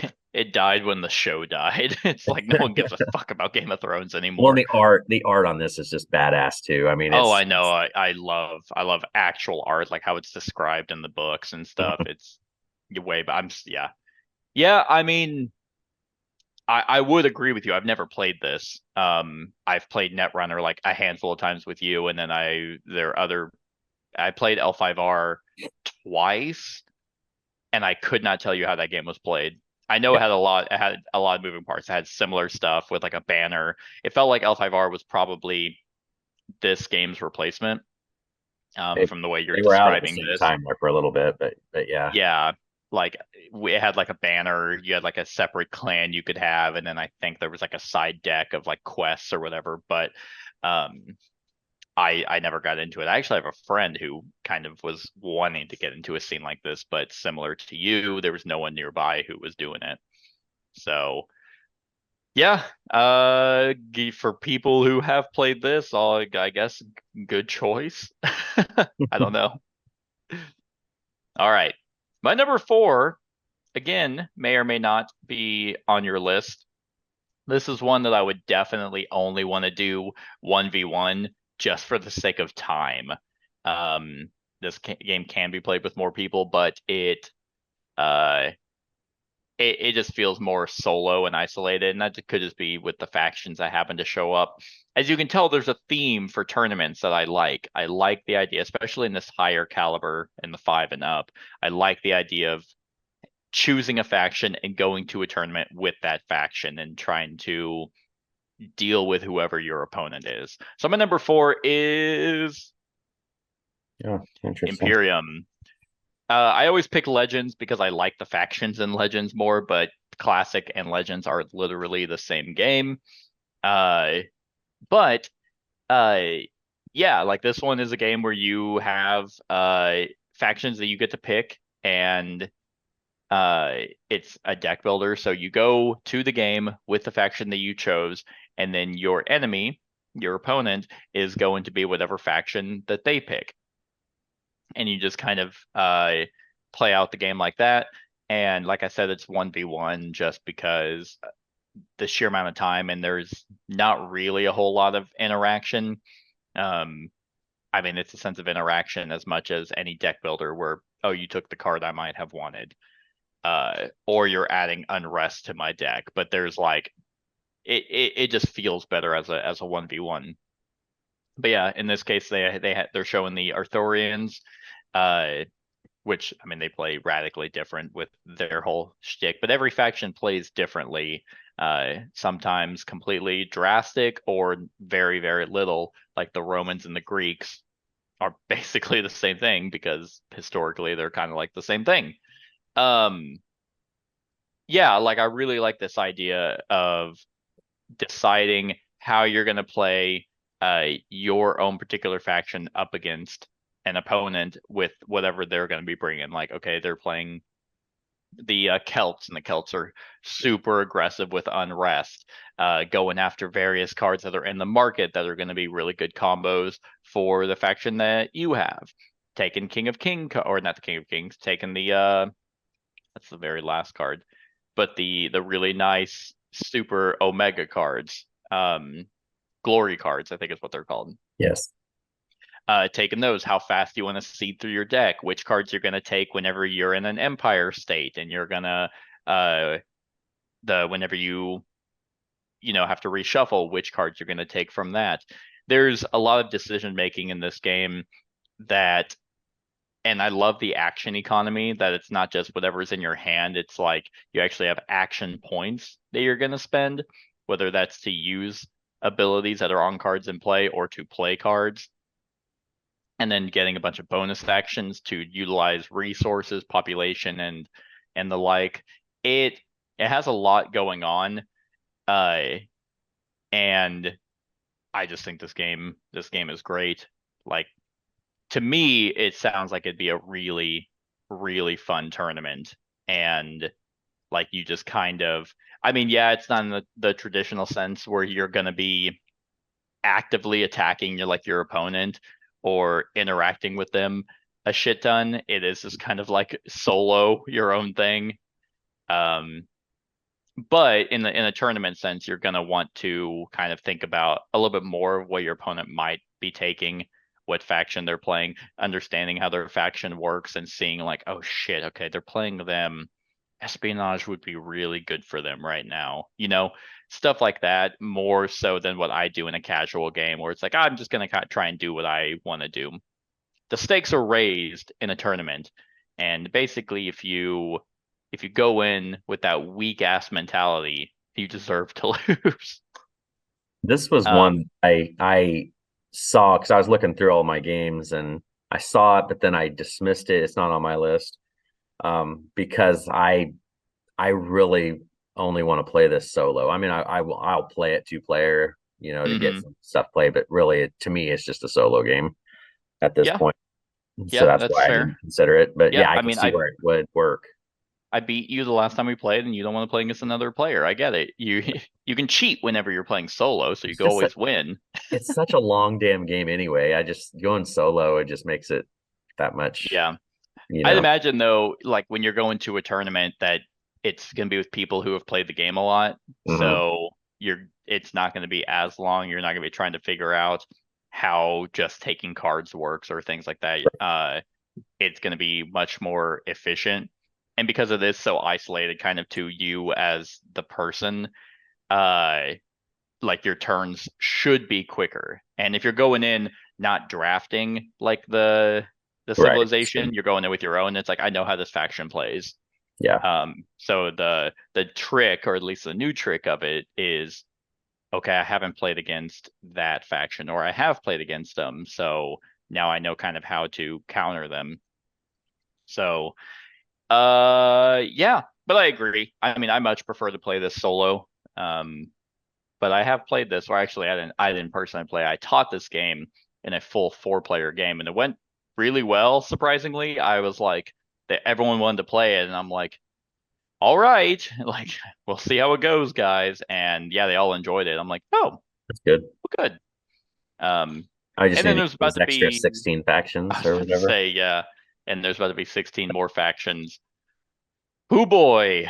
It'd be really cool if I'm pretty sure it's just like 16 factions, but it'd be cool if they added a little bit of stuff to that to kind of like maybe freshen up the previous factions, make them feel even more unique.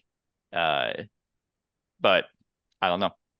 All I know is that there's more factions being added, and I think they released the rule book for it, and yet. It shows what factions are in there, and it's like, I've heard of fucking none of these. Mm-hmm. It's crazy. So very excited for that. So yeah, that's my number 4, Imperium. Imperium. Yeah, I was gonna say classics and legends, but I'm like, I'm tired of saying that. I'm just gonna say Imperium. Yep, sounds good. My number 4 is a game that they have tournaments for right now. I've never taken part in one, and I would if I was at a convention that had these. They generally have one at most of the conventions that they're at.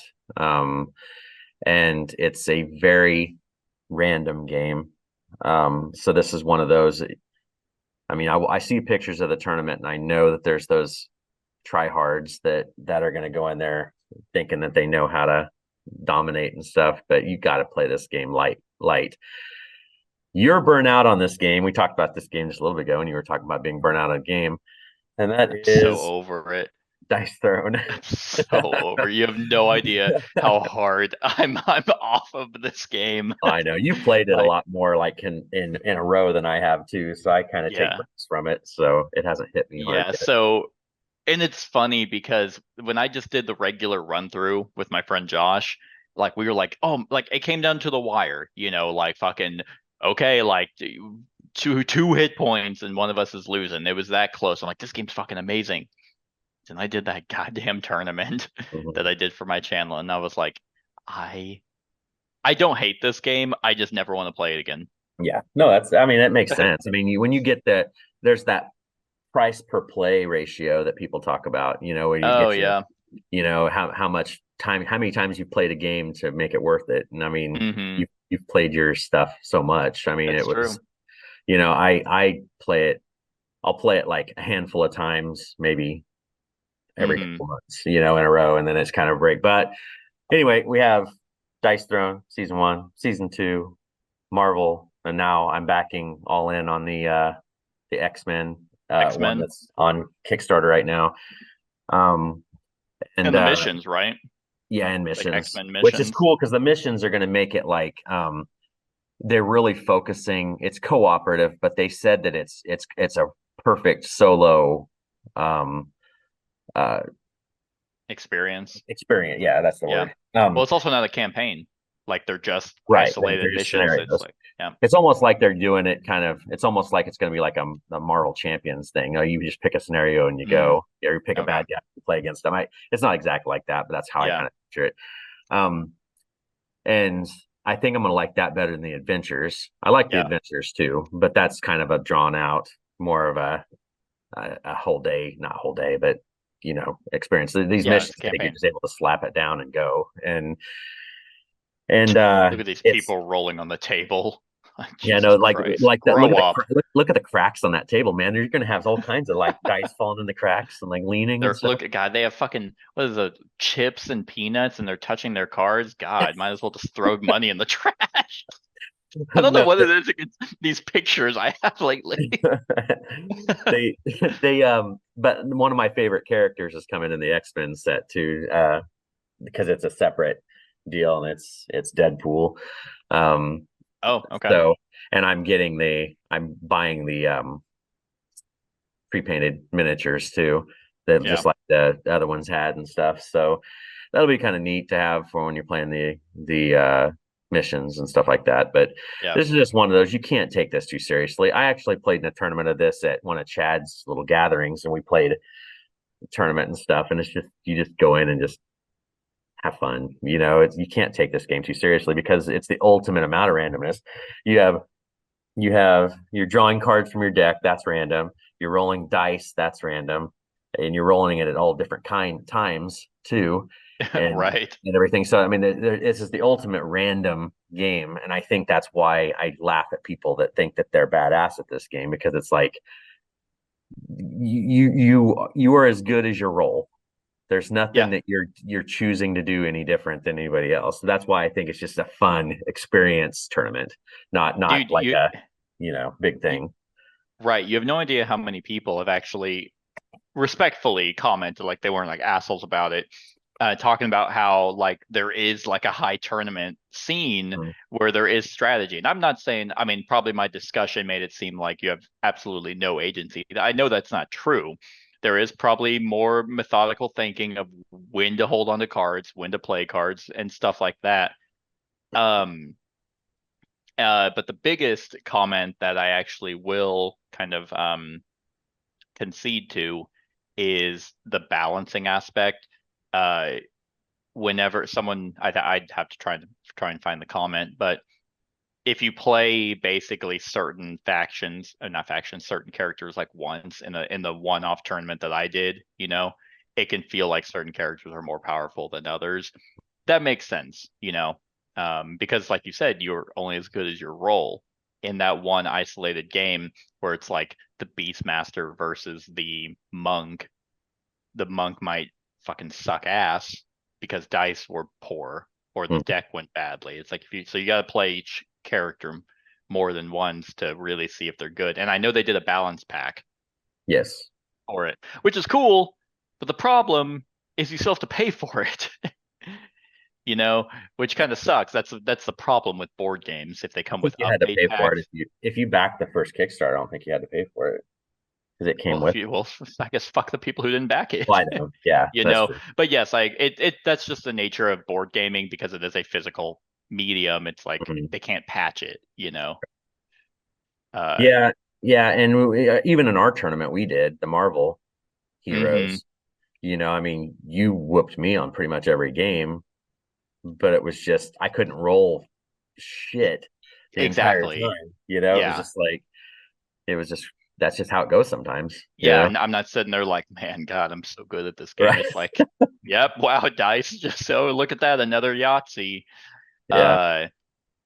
Yeah, and I think that's ultimately what happened with me for this, doing my own pseudo tournament. The problem is I shouldn't have made a double elim. Yeah, because that made it last way too fucking long, and I was like, ugh. I guess it did get some people to really like the Cursed Pirate though, because we really like the Cursed Pirate, but everyone kind of writes them off because they kind of hurt themselves. Here's the problem. I'm super burned out on Marvel, except for now zombies, but Marvel Champions. I might have actually stuck with it if they kept doing regular people, but when they switched to Marvel, I'm like, I don't want to combine them. I don't want to do regular samurai versus Thor. It's like that's dumb. Yeah. When they make $3 million a Kickstarter, though, it's kind of hard for them not to. Oh yeah, do that. Yep, crazy. I agree. But yeah, no, I agree. This is easily a perfect tournament game. If I didn't want to throw up every time I thought about it, I'd agree. It's like, man, pick a character, and that's who you're going to run in the tournament. It fits my theme of kind of factions going in, because who you're going to play and how you're going to affect is going to be different based off who you're up against. I'd pick the Moon Elf every time because she just wins. Moon Elf is super busted. Yeah, I agree with you. All right. That's my number 4. And we're gonna do a stupid tournament when the X-Men stuff comes out. And I'm just gonna be like, you know what? It's been a year and a half, or it's been 2 since I've played it. Maybe this game. I know it's gonna be the first fucking roll. I'm gonna be like, I hate this game. And it's probably gonna be a Yahtzee too, and I'm still not gonna have a good time. Yeah. But I'll still do it. The missions would be something to try just to see how that plays. We'll give those a shot. Who's in the X-Men one? Obviously Wolverine. Well, right now there is there's Wolverine, there is I think Colossus. Hold on just a quick second. And are you fucking kidding me? It is kind of weird that they did this shift into Marvel like Champions did. And because it's like, it's fun. It's 3 different companies. It's Roxley, Fantasy Flight, and CMON. And they went Marvel, and all 3 of them basically were like, okay, now we're also doing X-Men. I wonder if like Disney or someone is like making them do that. Because the swap to X-Men was just kind of weird when there were so many different Marvel characters still to do. And it's like, okay, now we're all in on X-Men. Okay, so it looks like there's going to be Rogue, Gambit, Wolverine, Storm, Cyclops, Psylocke, Iceman, and that's in the main box, and there's a separate box that's kind of Deadpool. Okay. Okay. Gambit So. would be cool. But yeah, I was just thinking about that too the other day. It's like, okay, everyone went to Marvel, and You literally then throw they were cards at people. Your Gambit. yeah, Chuck this card at your opponents. If you hit them between the eyes, 18 damage. like I guess I win. I hope it's something like that. I hope it's something weird where you actually have to toss cards. But yeah, it's just kind of weird how three different companies did everything for Marvel, and then they did another thing for all X-Men theme. I guess that's the next logical thing when you think about the big things, because it'll be Fantastic Four probably next or something like that. Yeah, that's true. Like that maybe. I don't know. All right. Okay. That Well, is my number 4. Dice Throne. good choice, but also horrible choice. All right, my number 3 is a game that will not be on your list, but boy oh boy would it be a fantastic tournament for me. Again, it's pick a faction. This one would probably be a draft. Well, they'd have to do it because of the way that the factions work. You have to have a certain like power level. So I don't know, I don't know how they would do it. You could just do a draft for the faction, but my number 3 is Root. I would probably get annihilated in a tournament like this. I feel like I do really well when I do play, but man, would people who actually love this game just probably wreck me. It doesn't matter who I play. This one would be kind of pure, like it'd be controlled chaos because there's just such asymmetry between every single faction. But how you're going to play your faction is going to be totally determined by the other 3 at the table. I don't know how they would do this. I would imagine because every faction has like a power level. Like I don't remember what it's called, but it wouldn't be as simple as just pick who you want to play and go and play at the table and sit down. Because it just doesn't work. You couldn't have the Corvid and the Woodland Alliance and the you have to have some hyper aggressive board presence factions, depending on number of players. But at the end of the day, I absolutely love this game. There are so many factions out now, and I know that I think from what, if I remember right, there's going to be 2 more expansions, whether that, which should be 4 more factions. But yeah, whenever you're coming in and like the way that your faction plays so radically different from everyone else, and deciding how you're going to get points, who you're going to go after, this is no different than any other war game where it's a race to 30.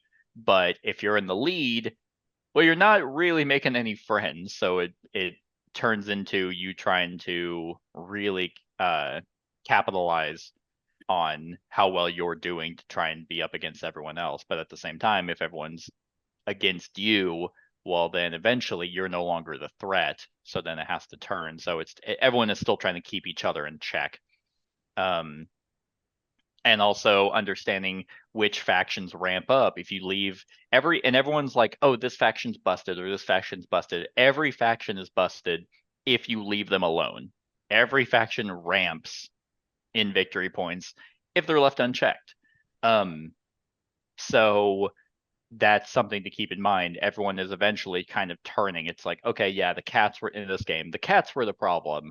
Well, okay, we kind of halted them a little bit.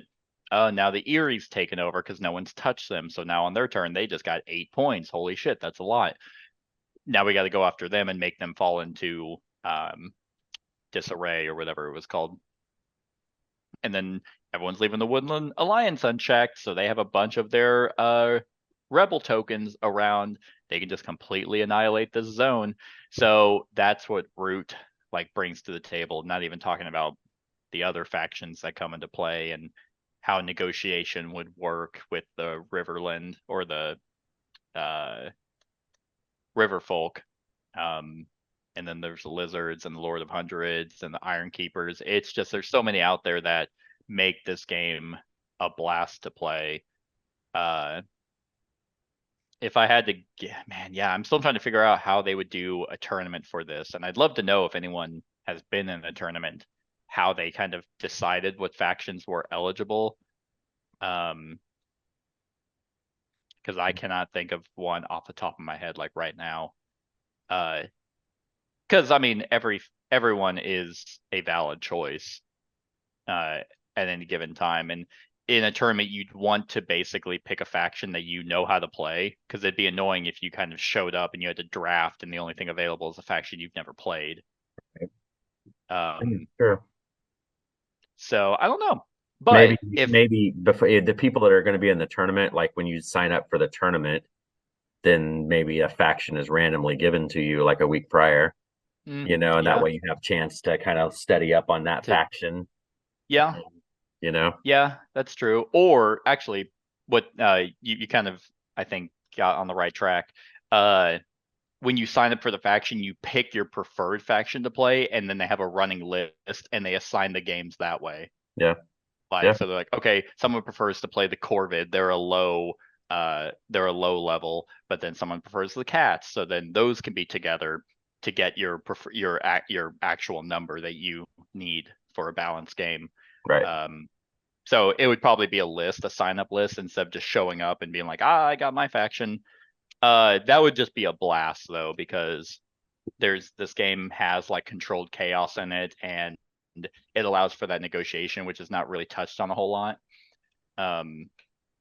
So yeah, I mean, that's Root. I know I'd get my ass beat, but yeah, it'd be fun. It would be fun. I'd have a good time. I mean, I'd play the lizards, so I could just be annoying the entire game. Yeah. So yeah, that's my number 3, Root. Good choice. All right, my number 3 is another defunct competitive game from Fantasy Flight. Oh wow, is that the rest of your list? No.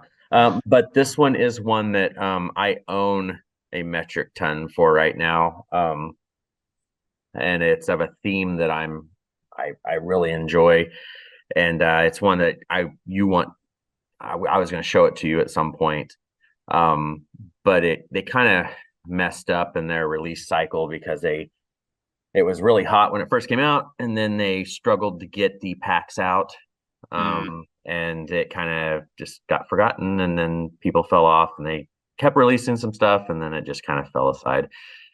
And that is Star Wars Destiny. This is one of those, every once in a while you'll catch it, because there's still a ton of those gravity feed boxes, that are out there. And I waited, I found some, and they were selling them for like $20 an entire gravity feed, and I bought just a shit ton. So I think I had like 8 gravity feed boxes full that I emptied, and I have like a whole shelf of dice and cards and stuff with it. And this is one that is a really, really fun game. I mean, and we talk about the randomness of stuff. This one, you build your deck, so it has deck construction, and then it also has the dice, but not every card uses dice. There's certain cards that'll pop up, and let me see what pictures on here. Yeah, so if you play a card like this over here, there's no dice about that card. If you have a card that has this little bar to the left, that shows all the faces of the die, and there's a special dice for that card. So you'll have it you'll keep it on the card, and then when it's your turn, you'll roll, and whatever side pops up, you do that. And the whole goal of this game is you create your team at the beginning. You have a X number of points to create your team, and then it's whoever wipes out the other team first, wins. Or if you deck them, that's the other thing, because there was a meta at one point where there was a mill deck with interesting droids and shit, but it uses that art, that's really cool art with the Star Wars stuff they've used in a couple other games. There's just every character you can freaking imagine is in this game, and because it reaches from the movies to the books to the comics to the TV shows, I mean, everything is game with this source. And you can't, so like, let's see how way to describe this. The red cards are the Empire cards, Okay. The blue ones are the rebellion, and then the yellows are kind of like in the middle. They're kind of like, Okay. so you can play them on either way. And there's also neutral cards that you can, events and stuff like that you Okay. can have in your deck. So like Boba Fett, he's a yellow card. You can play on both sides, which makes sense because of with the lore and stuff. Right. But you gain credits in order to pay to put. These are the credits, these little deals. When you have some cards, you have to pay that amount to put your card out, and stuff like that. And it was a really clever design. I really liked the game of it. But I got into it right when the game was stopping. I Go was like, this figure. looks cool. I'm going to get this. And then it was like, oh, it's over. Yep. Oh, it died. Well, and unlike with Netrunner, because Netrunner, when it ended, I sold my whole collection because I was like, I'm never going to play this competitive game. Nobody around here plays it. It was Yeah. worth a lot of money at that point, not knowing that there was going to be a whole fan community that has kept the game going for a Yeah. couple of years now with releasing new product and everything. This one, I actually have tons and tons of it. I'm not going to get rid of it because, it is Just in case.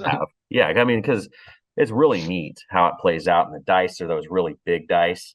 So it's just a fun one, and it kind of scratches all that itch because I like rolling dice, I like constructing decks, and then I like the whole 1v1 style, and it was just a good one, and too Yeah. bad it died off. But Yeah. I have literally never played this game. I think I remember seeing it in person once, as it was coming out, but yeah, I mean, I already don't like 1v1 games to have a ton of randomness, and this feels like it's completely deterministic on what you can do with dice.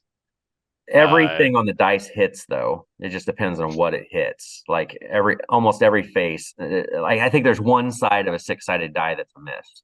Everything That's else a gives miss. you something, gives you credits, or it's a Mm-hmm. damage, or lets you draw a card, or So I mean, you're getting something more Yeah. times than not. But yeah, I see that.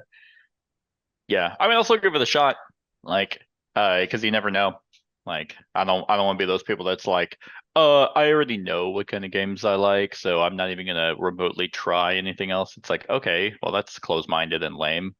So I'll give it a shot, but uh, it's gonna have to be you showing it to me because I'm Oh not yeah. gonna go out of my way to give it a Oh no, shot. no. I have a couple of decks pre-conned already that we can Cool. use.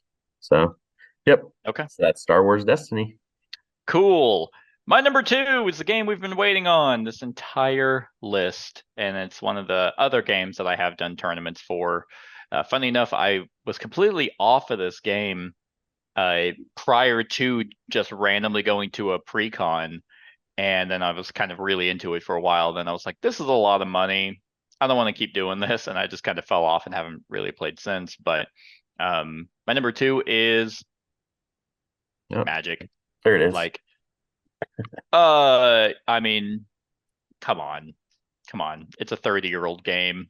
It's still going strong. My preferred way to actually play this game is Commander because it's just way more fun and doesn't follow a meta like Modern or Standard does. Your decks actually have a longevity to them instead of being like, well, it's been a couple months. I spent $3,000 on this deck and it's already illegal to play, 40 of the cards. But because like with Commander, you actually have like a commander card that is off to the side, and your deck is basically uh built around that particular commander, and there's just unlimited possibilities for this. This game is, to me, and it's funny because I hated the rules so much when I was first learning the game, but now it's like once you understand it and how it works and how it's integrated into the entire mechanism, you realize how missed it is in a lot of 1v1 games, and that's the stack rule. Like, because there's a One Piece card game that I played like a week ago just because I was at a buddy's shop and he had a friend there that was just trying to do a small tournament there. And so that the One Piece game, and like Keyforge, for example, has it to where it's a lot of I do everything on my turn, then it's your turn, and you basically undo everything that I just did. And I just have to sit here and watch you. With Magic, there's so much back and forth, so much reading your opponent, seeing how much mana they have, how many cards are in their hand, did they tap out, are they holding something, what kind of deck are they running, do they possibly have any counters, do I want to try and play this card on the off chance that they do counter it, and if I do play it and they let it go through, it's like, did they let it go through because they chose to, or can they just actually not counter it? Just so much in this game. The barrier to entry is basically, I mean, a mountain. I've never had to teach this game except one time when I did teach a friend Commander. It was a 4-player game because these new D&D Commander decks came out, and 3 of us had played, and then one person hadn't. And sometimes there are those games that you go to play and you're like, oh no, it's simple because you just kind of have played it for so long. And then when you go to teach it, you're like, oh my God, I forgot how much there is to this. But there's this, I mean, we were just talking about games that Fantasy Flight has done that have died. And it's just, they just don't have what Magic has. And I think that's what they need. Like somehow Magic is the one game that has stood the test of time, that has sponsors and has organized real tournaments for large pools of money. I don't know how it did it. It's the thing that keeps me from playing this. I've only ever played this like on the Xbox when, and they had the Planeswalkers thing. I've never played this in person because I know it's a stigma, so I'm not saying this about the community as a whole, but my opinion of the community from what I've seen in game shops and stuff just doesn't appeal to me at all. The community is not and I know that's not everybody. So but but I mean, generalizations exist because they're relatively true. So it's like, you want to talk about sweats? Like, here you go. Like Magic the Gathering players and Overwatch players are like the saltiest in the community I've seen. But then again, obviously, my experience has been positive, but I have seen those people that like drop thousands upon thousands of dollars to foil out their entire commander deck and then get salty when they lose. And it's like, I'm not the fucking idiot who spent all the money. It's like, but also, this is why I play Commander, because or there's other Pauper and stuff like that. There's other forms that are like where it's a low cost entry. Commander's not really that, but Magic Standard and Modern can have ways to be like, well, this is the meta. I can afford the meta, so I'm gonna win. It can be pay to win for sure. But at the same time, I've seen people who have had, $1,000 decks lose out to a $20 deck. It's like, yeah, I built better than you. I played better than you. Just because you have money doesn't mean you're good. But it's like, well, I had to work more to actually make my deck work versus you just bought someone's already good deck. And that is why I prefer the LCG model. I agree. Just because everybody's on the same playing field. Yep. Yeah, no, I very much agree. But then in terms of a tournament, I do have the catalyst at number 2 here that it would just be a Commander tournament because I've built some disgusting Commander decks. And even then, like whenever I got out, I sold my Commander decks to a friend and he honed them up to be better. Like, because there's always tweaks you can do. But yeah, like 30 years going, I would absolutely still play in a Commander Magic the Gathering tournament. And they have Magic Online, like Magic Arena.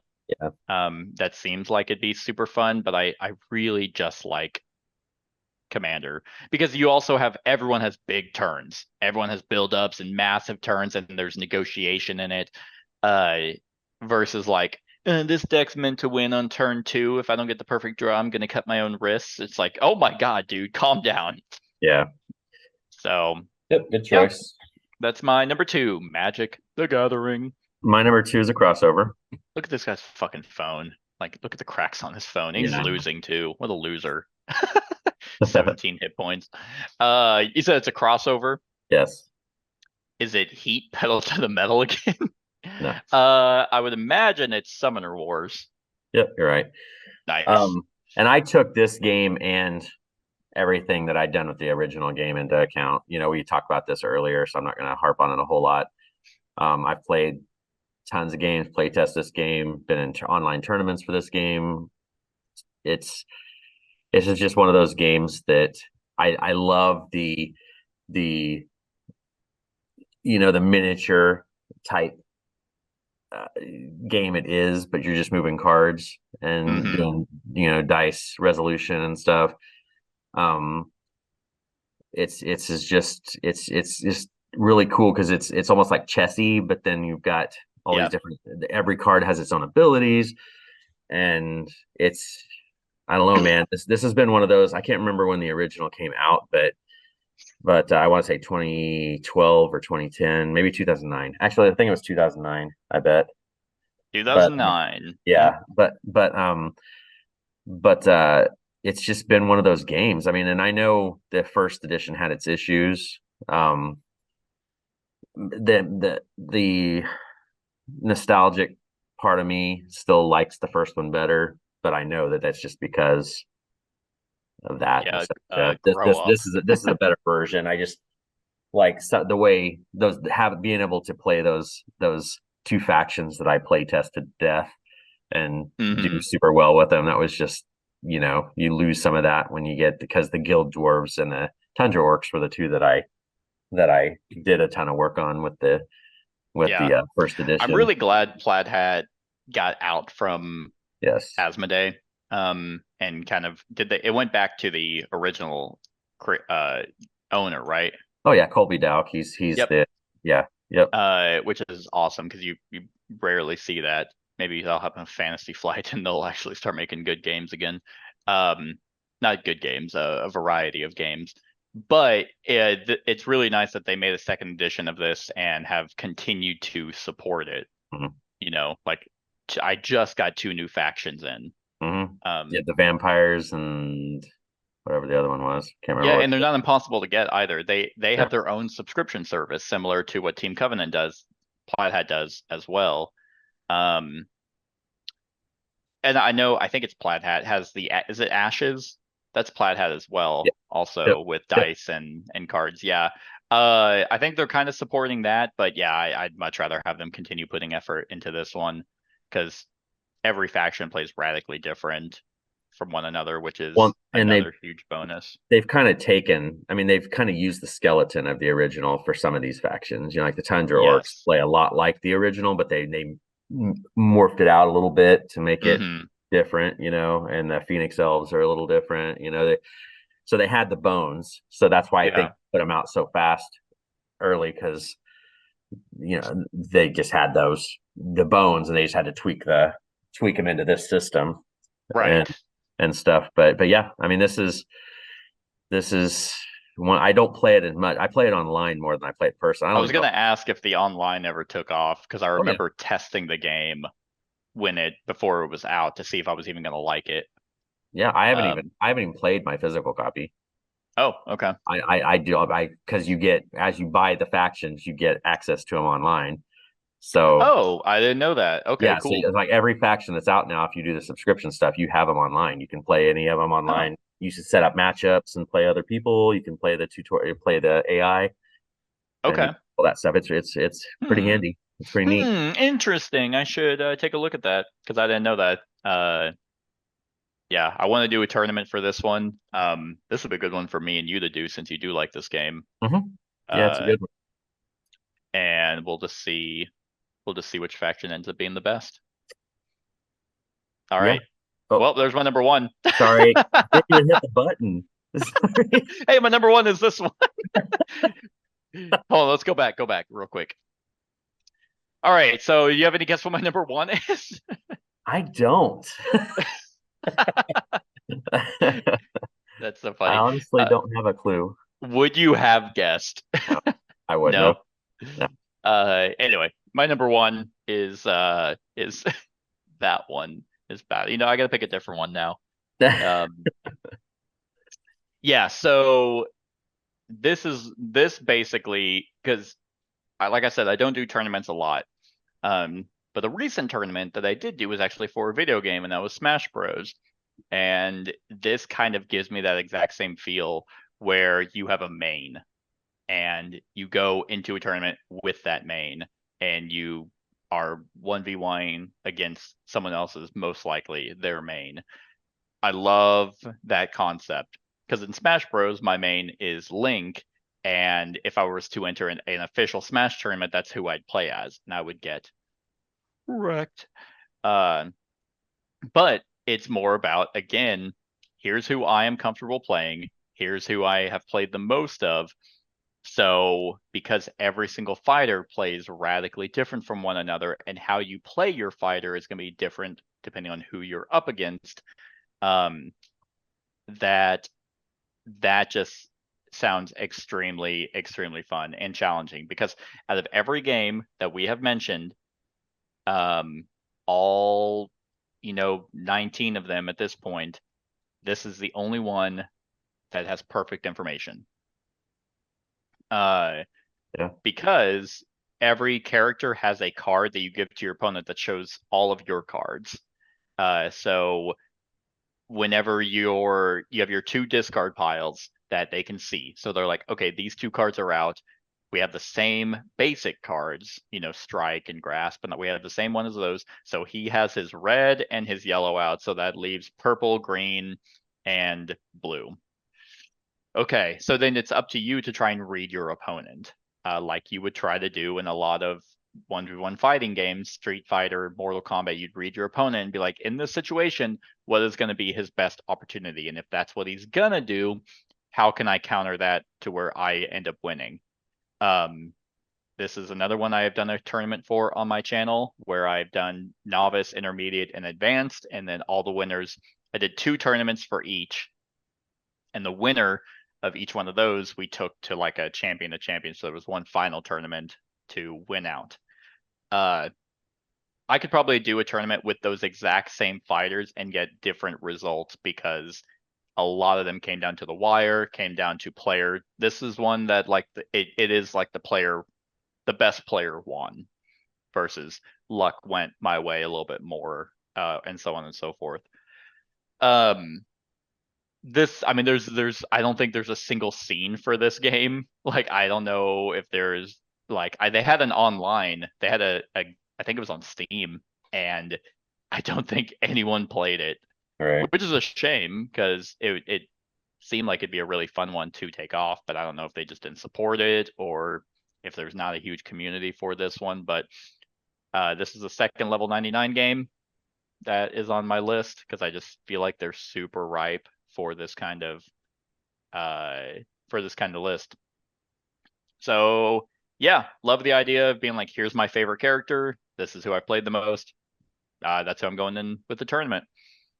Man, would I just probably, out of all the games I feel like that I put on my list, this is the one I feel like I would do okay. Dare I say maybe even win? Probably not, but that's okay. So yeah, that's my number 1, BattleCon. Good choice. All right. You know what my number 1 is, right? Yeah, I mean, if you want to just be super original. It's the best tournament game. I mean, like if it this was, is why is it dead? this it's not dead. Fans still run it. There's content still coming out. They It's not released officiated. packs and everything still for it with Do they original art. really? Oh yeah, it comes out official. I mean, they come out in boxes and Interesting. everything. Yeah, Interesting. How are it's they officially. not getting sued?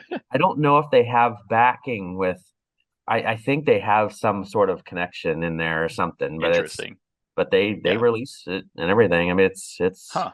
they haven't. I've been waiting on it to happen, but no, they still even have the online component where you can play online and stuff. Genteki, but Well, that's cool. Well, that's how you know. I mean, it has longevity if fans are able to keep it alive.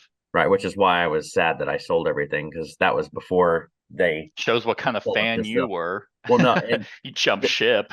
this is one that I would win the tournament, or at least be in the championship match pretty much of almost any tournament I would go into with this game. This is one that I lived from the time it came out in 2012 all the way until it officially shut down in 2018. Yeah. And yeah, I mean, this is the game. I mean, when I say this was my lifestyle game, like I would just sit at the table and just build deck. I'd never play the decks. I just build decks just for fun. Yeah. And then I know would it was pretty sort of, contentious with you and your wife. You guys were talking about a divorce with how like No. much you quit spending our money. We can't send our daughters to college. I need more Android Netrunner. No, but this one just, God, I don't know what it was. I don't know Game if it was sucks. the cyberpunk I liked, the theme of it, all the actions and the mechanisms were just perfect. I love the hidden information that you could have and how you could set traps and do that different stuff. The way that you won as playing either the corp or the runner.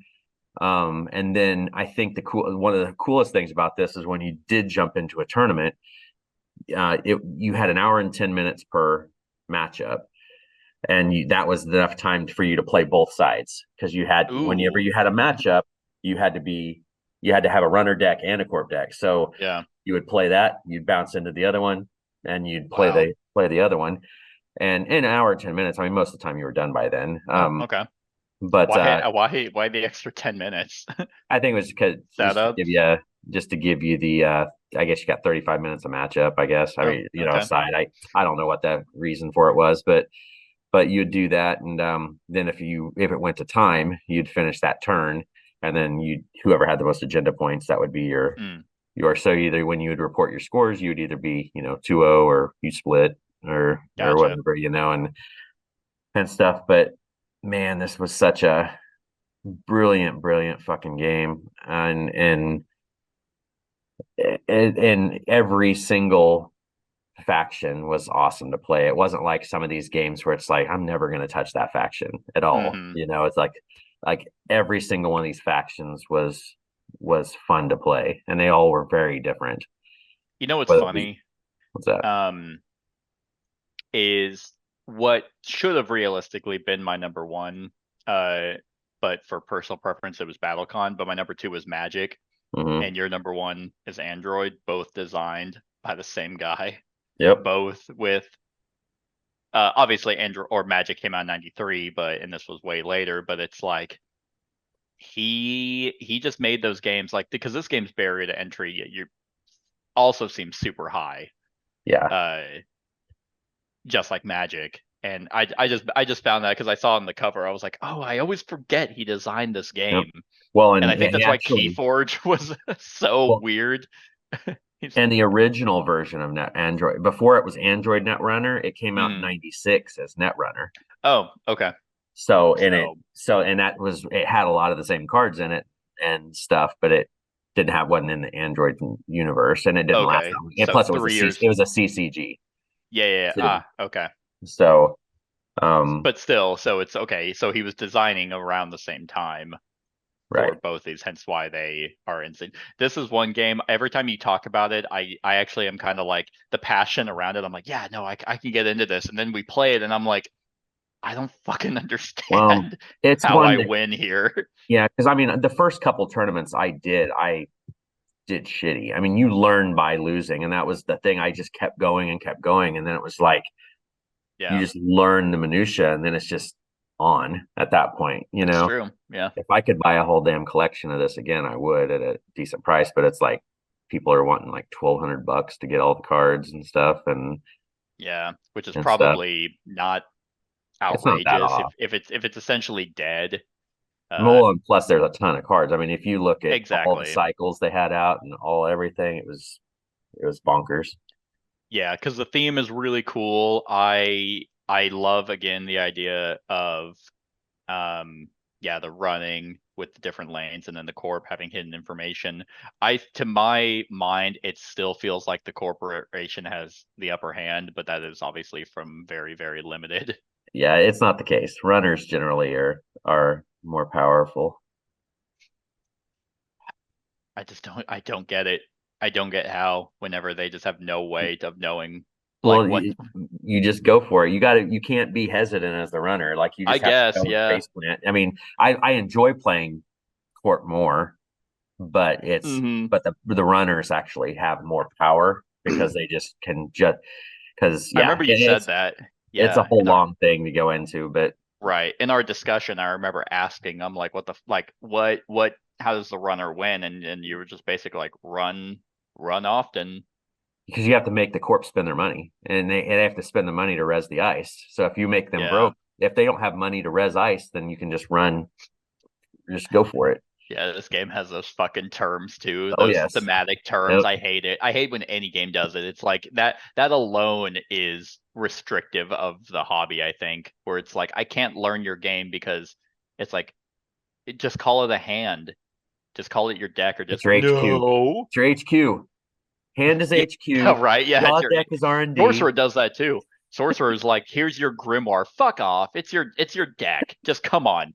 Like that alone makes me not want to play because I was like, because I mean it's on every single card. So it's like if you can't learn your cards unless you have to learn the terminology, and I don't want to learn the terminology. Well, when I Besides, first started playing this, I had there was playmats they first sold that had the name of it underneath each thing. Oh, okay. So it helped with learning, and then it was just like yeah. And again, like if anyone's listening to me, I've played this game like 3 times. Right. So I don't know what the fuck I'm talking about with this.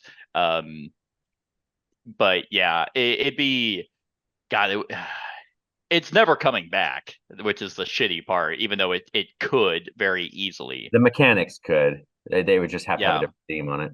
Yeah, like I feel like if it wasn't Asmodee, Fantasy Flight could easily just get the cyberpunk theme, work with CD Projekt Red, and just be like, hey, can we buy your license? And boom, you make the exact same fucking game, you just change the art, and you're like, no, you can't own mechanisms. Yep. So here's our game again. But then maybe they're not at the same time because the fan community apparently can release content. I don't know like the legalities of it, but they're not getting in trouble for it. And they've been doing it for 2 or 3 years now. So. Yeah. So maybe they're not because they don't want to destroy that. Yeah, I don't know. Because if they released a new version, it's like no one would. I mean, maybe the scene would still play the OG stuff, but it's like, well, now this is legal. Now we can hop into this. If this did come out, I would probably try and give it a shot. But I also don't have the time or the energy to get into a game like this. Hence why I don't play Magic anymore. Yeah. Anyway, that's my number 1. Cool.